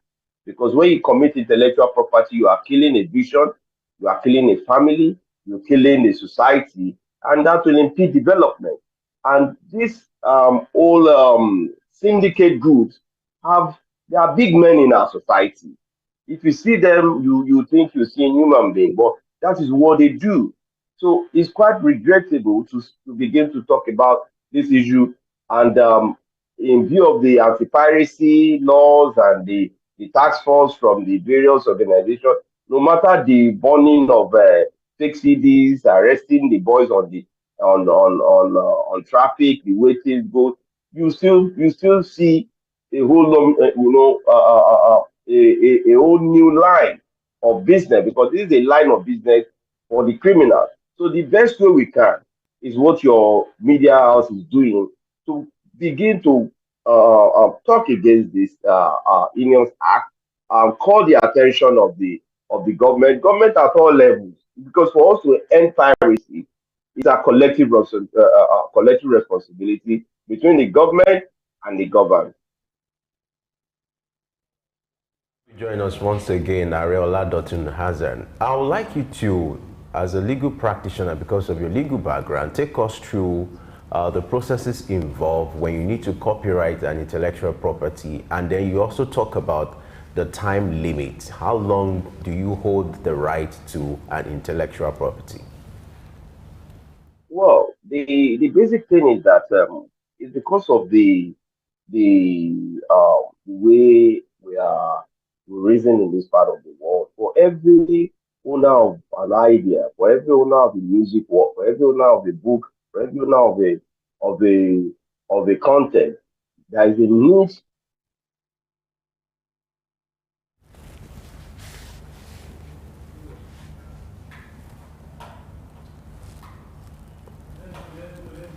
Oh, So there is a need to register an okay. idea with the copyright with the Nigerian Copyright Commission.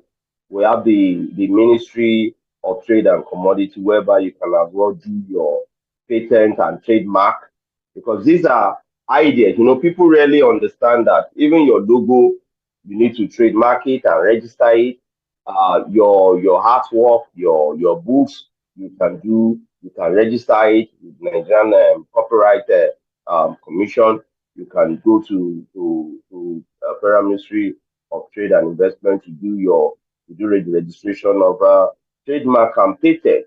You know, these are areas. You know, copyright are works, books that needs to be protected by the original owner.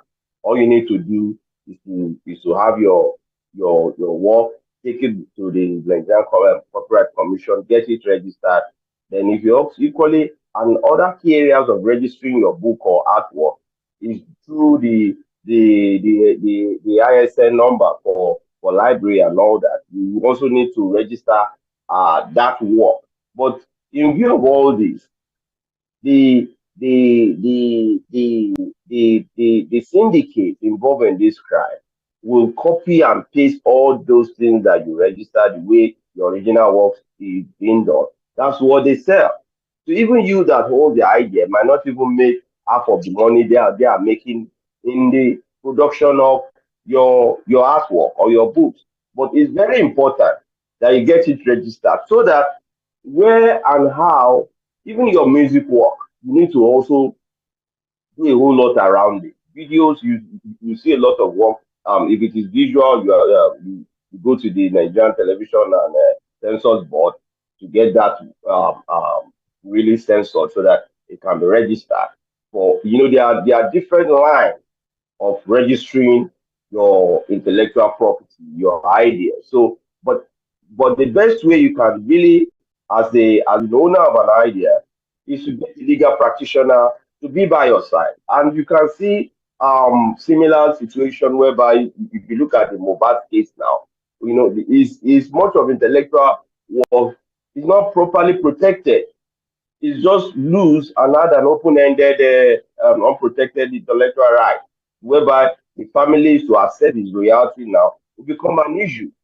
So, because even the agreement that some of these label companies sign with intellectual property owners and music owners or producers or writers are inchoate. They are more like intended to be fraudulent in one way or the other. But for a proper right of the owner of that idea to be protected, he needs to get his own personal lawyer. Because when you have your lawyer will know at every particular stage to protect your right. Whenever it's been violated, whenever your intellectual right of originality, what intellectual property protects is originality. So, and that becomes yours. If you have a logo, you do a trademark of the logo, and that's where you see a sign of R in a round circle. That means it's a registered logo. You see that of the, some brands and companies. You see that sign on their logo, so that people don't mimic or try to copy or redesign or mutilate that logo. So that's just what it's all about. Okay, for intellectual property owners and particularly those who are in the creative industry, having their work distributed or disseminated in different ways also help their works become popular.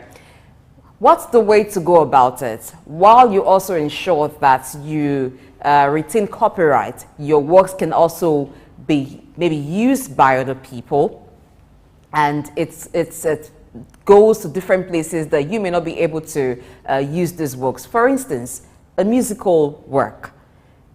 You have the songs being played at different centers. Even currently in Nigeria, there is the copyright, there is a body that ensures that those who are owners of lounges, who are owners of hotels and different places, cannot play the song of an artist without registering first. Is that too much, or is that the way it should be? That even before you play the song, let's say at an event as a DJ, you must have registered to be able to use that song. Is that what copyright is about, or it's been overstretched? No, what copyright is about is to protect the originality of your named work, either books, music, videos, written history, and everything that you can initiate or innovate as far as life is concerned. But you know, the way, because of the high rate of piracy, high rate of non-payment of royalty, you see unions of various intellectual owners, from music world, music man, writers association, everyone trying to come up with a way out in protecting their works, and that is where they come up with their own policy plan and driven ideas that will galvanize this interest. So for me, the is not actually a one size fits all situation. It's all about how they can initiate ideas. So majority of what you see, oh, you as DJs, you need to register. Who is monitoring the DJs in various clubs at night? Who is to ask them? No one. There is no policy plan. There is no means of galvanizing this whole idea together. So it's more important that there must also be a new law that regulates the use of works, how these works needs to be paid for. If you are having your works and it being heard on radio or TV, or from, you need, as the owner of that work, because you are they are earning value for the content which they are displaying. But the owner of such work, although some of these media organizations do such, but not all, because you even need to go and beg a radio station and pay them to use your work, which is supposed to be the other way around. Most people take their work to beg DJs to even play it for free. They pay them to pay, whereby it's supposed to be the DJ to collect, to pay the owner. So there's a whole lot of anticlimax in this whole situation until there is funding, there is protection for the owners, for originality, for idea, and the government needs to create some incentives and galvanize this whole institution so that it doesn't just end in the hands of quack. It doesn't just end in the hands of a producer or a marketer who will, at the end of the day, kill the owner of the idea. You have seen it even in the time in the old days of King Sunny Ade. He also had similar issues with his record label. We are having similar issues with a lot of musicians with their record label, because by the time they get into this whole agreement, once they get into the middle, a whole lot of breaches comes in. So, but no one want to protect the owner of the idea.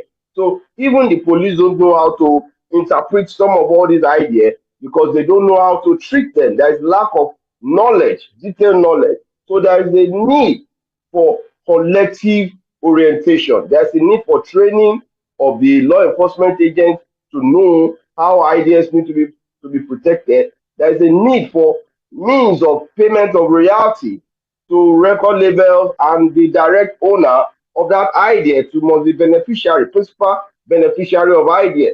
But most times, the record label might take 90% and give the owner 10%, which are Shylock ideology. So we cannot, there is a lot of huge gap of challenge to cure this anomaly called intellectual killers. So we need to do a whole lot more. And that's one of the commendable strengths that I must commend your media organization for taking it up and discussing this vital issue. All right, thank you so much for that comment, kudos and appreciation. Now we want to go on a short break. Our guest is still with us, and we're still looking at intellectual property. But when we return, we'll commence with the conversation. Stay with us.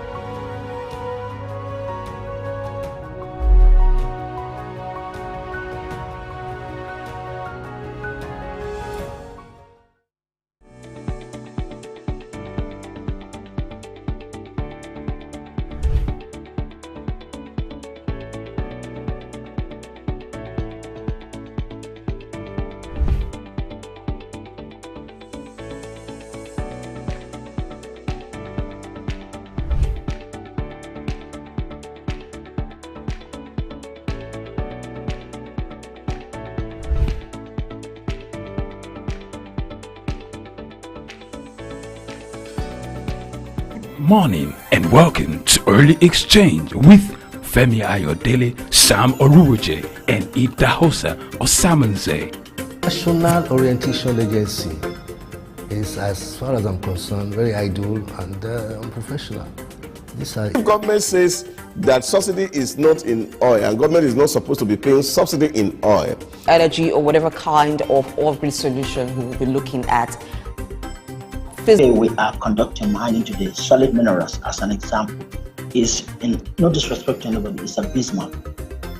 We definitely need improvements in those areas. Of course, there are infrastructural needs. This is Early Exchange, shaping policy, advancing development.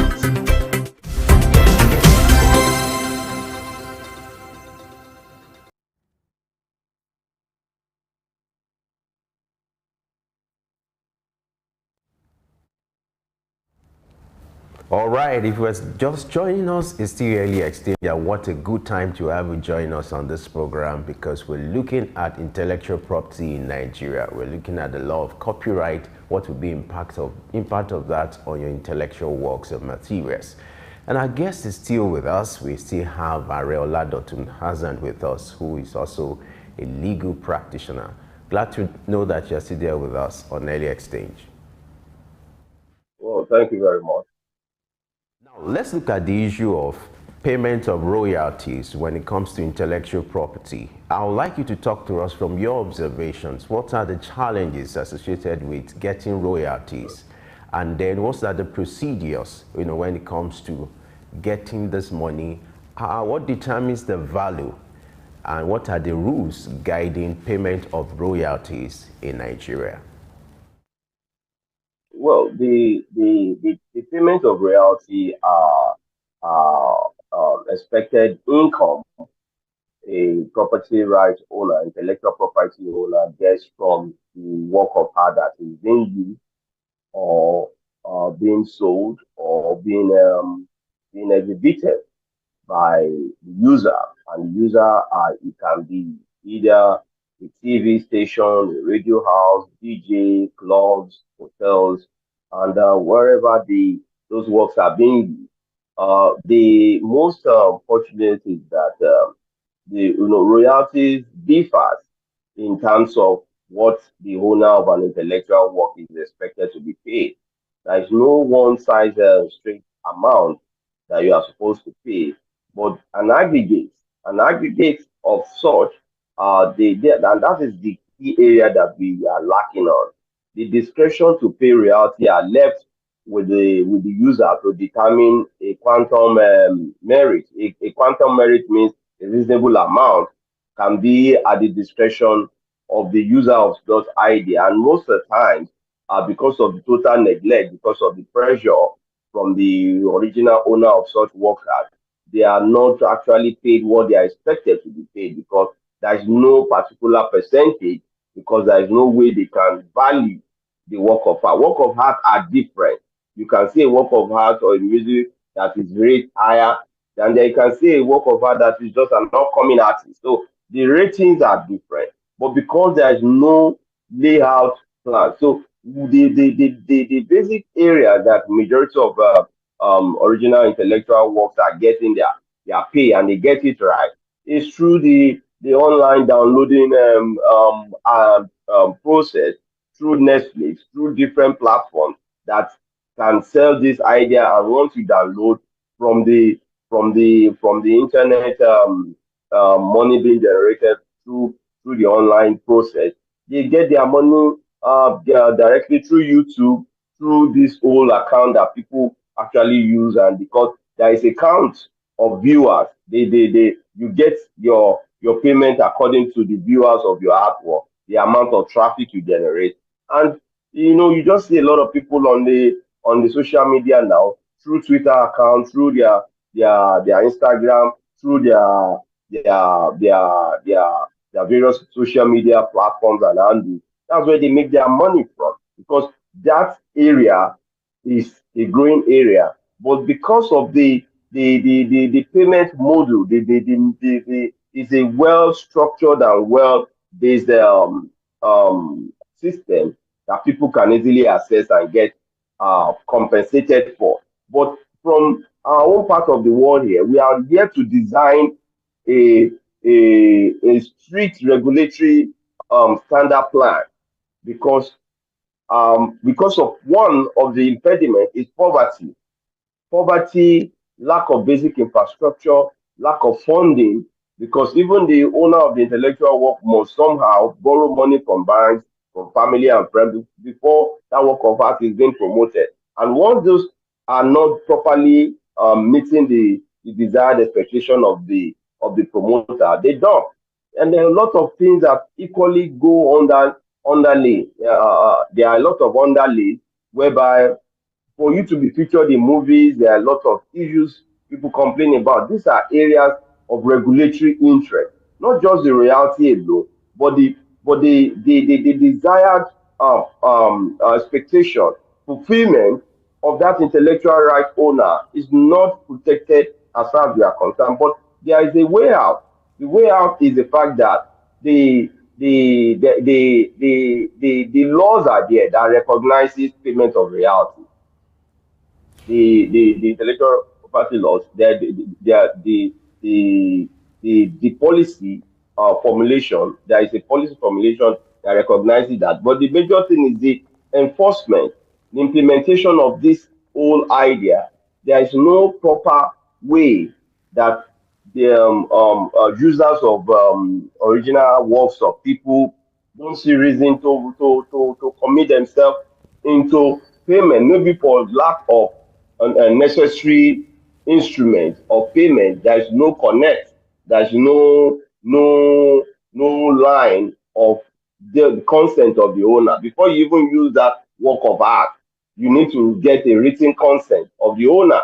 But in this part of the world, everything goes. You just see person using your work. Even the person will expect you to thank him for even using your work. But at the end of the day, he has used that work to make millions of money. He has earned views. He has earned traffic.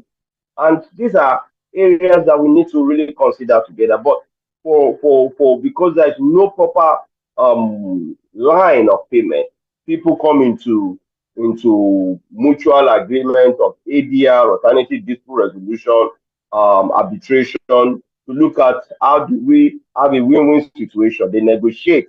You need to negotiate to get something, and that is at the discretion. Most of the time, are quantum merit, meaning not even a reasonable amount. Anything goes that can just satisfy the hunger of the original owner of such works. And it's really unfortunate that we're having such a unequal and breach and a violation of intellectual rights owners.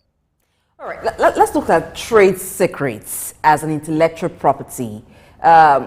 What would qualify an information about a business as a trade secret, and how can businesses protect their trade secrets? Well, trade secrets are what quality that made your brand, either a product. Let's say you have a drink, you have there are a lot of things that we are talking about here now. Owners of brands knows how they prepare their product and gives them the desired taste, and those that buy such product know that, oh, if this is not this, it cannot be this. So I wouldn't want to be naming companies and ideas, but trade secrets are that specialty that makes your product different from the others. And the way that you can rightly protect it through NAFDAC, through organizations that regulate your product, through SON, that is the regulatory agencies that register products that are consumable products. And these are areas that if your products are not registered with NAFDAC and properly recognized and well processed with SON, there is no way you can make up a case for violation of your trade secret. Maybe someone knows how you are doing this and they imitate it, that same taste, but they give it a different coloration. But the fact that that thing belongs to you, there is a way you can fight it by petitioning the regulatory agency to look into the violation of your trade secret, of your production right. And if that's why you see some products in the market now, they tend to mimic names that were mostly closer to those products. But most of the time, the products don't actually taste like that of what you want. Maybe you are drinking cola now, either of the cola that you want to drink. You want to compare which one is more different, which one is lighter, which one is this. Because people goes into different areas to have distinct taste for their product. But these are another areas. If just as I rightly said, there are regulatory bodies for different ideas. When we talk about intellectual property, these are contents that you innovate yourself. It can be consumable products, it can be IT idea in the IT world, in the information technology, it can be book, it can be music, it can be anything you can think and process and makes it into a reality that is tangible, that you can own, that this belongs to you, that you know that no one else have done such a thing before. But these are criteria that you just have to look at. Registering those things first makes you that gives you a first-hand right to challenge any violator of such. If there is any means that people goes out to imitate your product, or even maybe we have seen in some certain scenarios, expensive wines are being and consumables. You see a lot of fake consumables, expensive wine being distilled by fake people. They have it in one corner of the shop. You see bottled waters that are being distilled in one corner of the shop by picking the empty plastic and just putting ordinary just bottled water, and they sell in traffic. These are whole violation of the owners of those products, of the original owners of those products. So there's still a whole way that the government needs to come in more. The government needs to play a lot of orientation role. There's not a lot of information in the public domain that the public need to digest, because owners of ideas fall victim because they don't even know their rights. There's no way, and there are limited lawyers that even goes into such areas of practice. So it only requires your commitment. Even in sports, there are a lot of areas in entertainment law. We have entertainment law. We have different diverse of areas that people can begin to explore. And there is a need for more orientation. There is a need for more seminars. There is a need for more information through the National Orientation Agency that will ensure that people's rights within these kind of areas that I've discussed. If you have books, you go to copyright, maybe the Nigerian Copyright Commission, get your original work, fill the necessary form and pay the right fee, and you get your certified certificate for that product. If you are having consumable, you go to NAFDAC and Son. They will test your product, know that it's health and hygienic for consumption. Is otherwise okay for consumption. Once that is certified okay, you get a number that will make you the rightful owner of that product. If it is for a trademark, you go to the trademark to the Ministry of Trade and Investment in Abuja, or any of the affiliated offices. Then you get your idea, your logo protected. If it is video, you go to Music and Video Censors Board to make sure that your work of art is certified okay in terms of the age, in terms of the content. But now you go to social media, no regulation. You see a lot of obscene things that has been thrown into the social media because it's not regulated. And if this the way things have been thrown into the social media world, not properly regulated, we'll just wake up one day and our children will be taking hints of the things that are being thrown out there because of the way people just want to make money, and they just want to make content that will attract more viewers. But because of selfish interest, the society would have been half destroyed. So there is a need for the National Assembly to regulate the social media. I was made to understand some at the 8th or assembly, there was a need to promote the regulation of social media law. A lot of barrage of attacks were being thrown into the National Assembly. We had it in Lagos too, when Desmond Elliot wanted to also raise such a thing. He was attacked. So Meet us the social media on the needs to be show regulated. today. Thank you very much for your contributions on Early Exchange this morning. We appreciate them. Thank you very much. Thank you very much. Okay, all right, that's how we wrap up the show today. It's been a great one looking at Intellectual Property Act and the different areas of it. We talked about copyright, patents, trademarking, and even trade secrets. So you know what to do as an intellectual property owner to ensure that your works are protected and you do not lose the gains that should accrue to you from your work. I am Blessing HM, asking that you enjoy your weekend. But before you go ahead to do that, we have more programs here on Early Exchange. Coming up at 10 o'clock will be Business Insight with Joy Eremusele. Thank you for watching. And Femi. And for me, it's TGI Health. Enjoy your weekend, and as you do that, ensure that you do a catch-up on our YouTube channel, on our social media, on what we've talked about today, because the conversation continues on Early Exchange. I am Femi Ayodele. Bye for now.